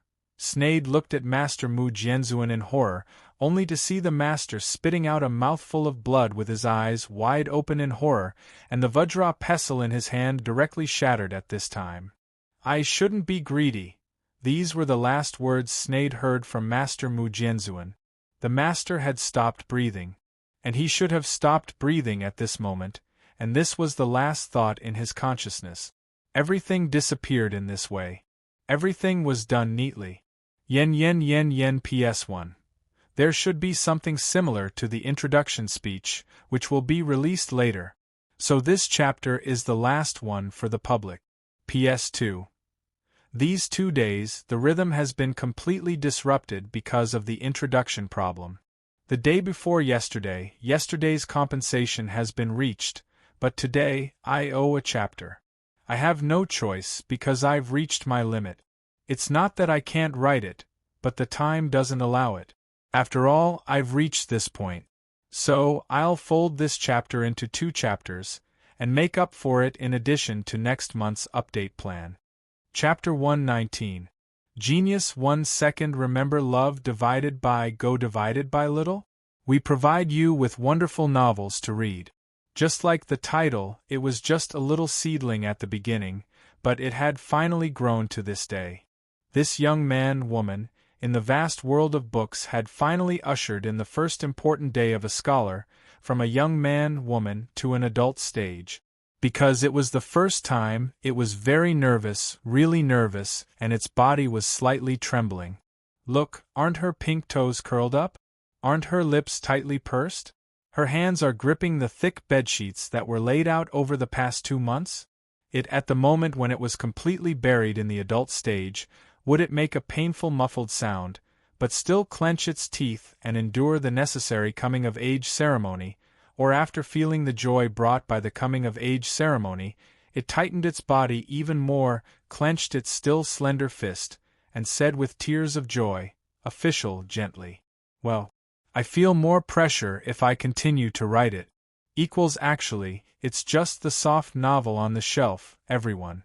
Next is the normal way to open it. Club has been through 2 months of bumps and bumps. First of all, I would like to thank all the officials who have been with me until now. Please distinguish between this official and the official mentioned above. Thank you. Thank you very much. Next should be the delightful part of crying about being poor and begging for subscriptions. I really want to do this because I'm really poor, but why do I have to do this? I'm miserable, my family environment is not good, but this book doesn't need to be subscribed. Love Go Little Say Quit needs to be subscribed, just because it has been recognized. Yes, just because it has been recognized. Just like when you go to buy a product, I think most people choose to pay for it because the product itself makes it worth buying, not because of the exaggerated advertising. That's why I can't say things like, White Stone begs everyone to subscribe, because I know that whether or not you subscribe doesn't depend on whether I'm pleading or not. Rather, it depends on whether the words I write, the story I write, whether it reaches the level that everyone thinks is acceptable. Therefore, I won't talk too much about piracy here. Looking at the problem of piracy, it's like drinking water. Only the person knows whether it's hot or cold. There will also be times when it's hard to say. Of course, because my body is very honest, I will ask for recommendation votes, monthly votes, rewards and the like as usual. The following is the update plan for the first month. To be honest, I don't believe that there isn't even a single subscriber. So, in order to make more money and maintain the quality as much as possible, I'll be updating 5 times every 2 days in August. Also, I'll start fixing the time. Well, 1 or 2 days after I'm done with this. After all, there would be chaos in a newly opened store, so it could only stabilize later on. Next was the mechanism of the increase. About the increase of subscriptions, I'll use 600 subscriptions as a benchmark. As long as this benchmark is reached, I'll increase the update by 1 for every additional 100 subscriptions. This update mechanism will last until the end of the book. About the reward, I don't know if anyone will reward. Anyway, I'll set it up. If the reward exceeds 20,000 coins, I'll increase the update by 1. Of course, it'll be 5 updates. This will also be effective until the end of the book. About the monthly votes. The monthly votes are metaphysical, and this stingy author doesn't have the capital to use the red packet strategy. So, every 100 monthly votes, I'll increase the update by 1. This update is for August. Well, I seem to have forgotten how many chapters will be updated on the day of the release. My goal is to update 5 chapters on the day of the release. Because it's Sunday to Monday, I'm not sure if the back end will be successfully opened. So, if the first V chapter is not released, you can go to sleep and wait for tomorrow. Finally, welcome to Trafford's Buyers Club. Customer, is there anything you need? Chapter 120. Genius 1 second. Remember love divided by little? Sagnet, providing you with wonderful novels to read. Under the firelight, Yu looked around, taking out a square handkerchief and slowly wiping her palms. Love go little say, Chu. At this time, a black shadow slid down slowly from outside the pit. Looking carefully, there was actually more than one person. It was Chinchuyu who slid down from the pit. She was carrying a man in her hand. Chinchuyu threw the man on the ground casually. You have a fish that escaped the net. Yu didn't say anything, throwing the used square handkerchief on the ground. A cluster of black flame burned the square handkerchief up instantly. Almost at the same time, the man who was thrown on the ground suddenly twitched painfully. He opened his eyes abruptly, spitting out black flames from his eyes and mouth. But in the blink of an eye, the fish that escaped the net caught by Chinchuyu had the same fate as the square handkerchief. Chinchuyu only felt a slight chill on her back. She couldn't help glancing at Yu instinctively, but didn't say anything. It wasn't a fish that escaped the net, but a fish that didn't escape the net at all. It was just an unnecessary thing for her to do. Miss Servant Girl suddenly smiled. Miss Chin, don't you want to go down? Chinchuyu shook her head. Some things in there are very unfriendly to me. 20 years ago, I planned to go down and explore it, but I stopped in the end. Yu said indifferently, I've heard about the way of cultivation in the East. The so-called method of longevity is really wonderful, but you seem to care about the Taoist heart very much. There's nothing serious in the underground palace. You seem to have known it? Chinchuyu frowned. Since Miss Chin doesn't want to go down, then I won't accompany you. Yu said indifferently, Master is still waiting for me. Wait. Chinchuyu suddenly shouted. Yu turned around. Miss Servant Girl looked at her curiously with no dissatisfaction or impatience on her face. Chinchuyu was silent for a while. Where did the previous boss go? Yu suddenly smiled and said, I'm sorry, without Master's permission, I won't reveal this. But if Miss Chin really wants to know, then please come to my store again. I will treat you well at that time. Looking at this woman who called herself a maid, Chinchuyu once again felt the incredible loyalty of this strange woman. I'll take a look around here. Chinchuyu shook her head. Yu said with a trace of pity, Miss Chin, you've thought it through because you have an immeasurable amount of transaction fees on you. I'm sure we'll be able to obtain a lot of things. Chinchuyu retreated slowly with fear. Looking at Zhang Qingrui, who called herself a concubine, Professor Qin Fong slightly opened his mouth, saying in disbelief, I've found out that this should be the tomb palace of the Xiongnu kings Wuxian in the Three Kingdoms period. That excavated stone coffin is not suitable for ordinary people to be buried in. My name is also Kai Yen. Zhang Qingrui looked at Professor Qin Fong and said indifferently. Professor Qin Fong gave a start, saying in disbelief, Impossible! It's clearly written in Book of the later Han Dynasty that Kai Wenji had returned and married Dong Si. The poem of grief and indignation, written by Wenji after she returned to the Han Dynasty, was still circulated. If you're her, how could you be in the tomb palace of the person who abducted you? The person who returned to the Han Dynasty that year wasn't me. Zhang Qingru said slowly.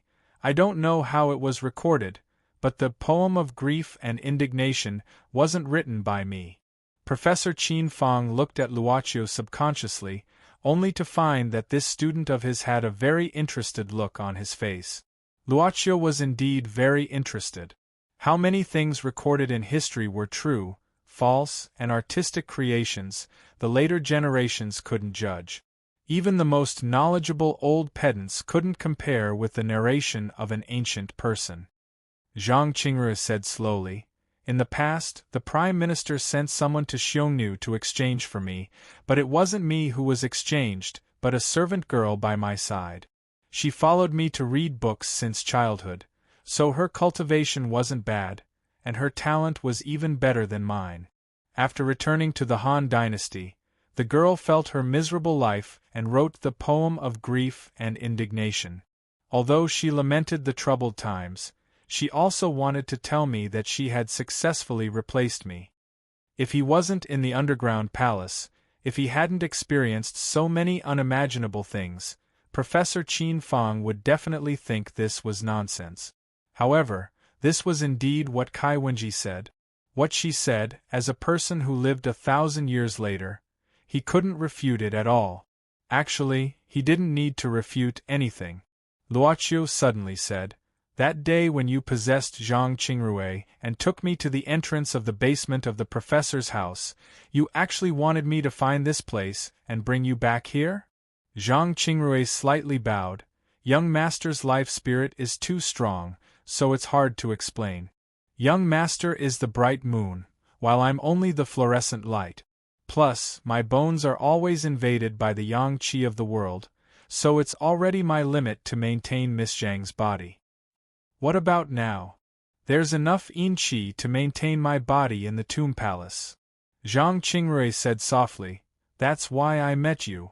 Luoqiu thought for a while, frowning, then why did you still stay in Zhang Qingru's body? On the one hand, I don't want to be discovered by some things in the tomb palace. On the other hand, Zhang Qingru sighed and said, you don't want to talk to a walking skeleton either. Now, Boss Luo didn't think it was a big deal to talk to a skeleton, but judging from Professor Qin Fang's expression, he obviously didn't want to. Boss Luo, who was originally interested in the things hidden in the depths of the underground palace, now had an additional curiosity to explore Kai Wenji's story. Originally, since she was willing to talk about this, he naturally intended to get rid of her. Luoqiu thought for a while, asking curiously, since it wasn't you who returned to the Han Dynasty, was it left Virtuous Prince's idea or your own idea to replace you with the girl beside you? The Wenji in front of him sighed softly. It's my husband's idea and also my idea. You're willing to stay in the land of the southern Xiongnu to accompany the person who abducted you? Professor Qin Fang didn't know what to say for a while. Professor Qin Fang thought of the scene where the woman in the middle of the Han Dynasty was abducted and fell in love in the land of the Xiongnu. Zhang Qingru seemed to have thought of Professor Qin Fang's idea, shaking her head slightly. Mr. Qin, don't think too much. My husband isn't left Virtuous Prince, and I didn't remarry anyone in my life. Now, my husband is also buried in this tomb. But for thousands of years, although we're buried in the same tomb, we can't be buried in the same cave. Your husband, or the one who died long ago according to the book. Luoqiu frowned. He had read some books earlier, so now he could throw out some information. I remember his name should be Wei Zhongdao. Yes. Zhang Qingru nodded slowly. Everyone knows that my husband died early, but they don't know that he's still alive. All these, we have to start from the time when the evil Zhang Jiao caused chaos. Well, to what extent was the history of that era changed by the devil, Yin Yin Yin Yin?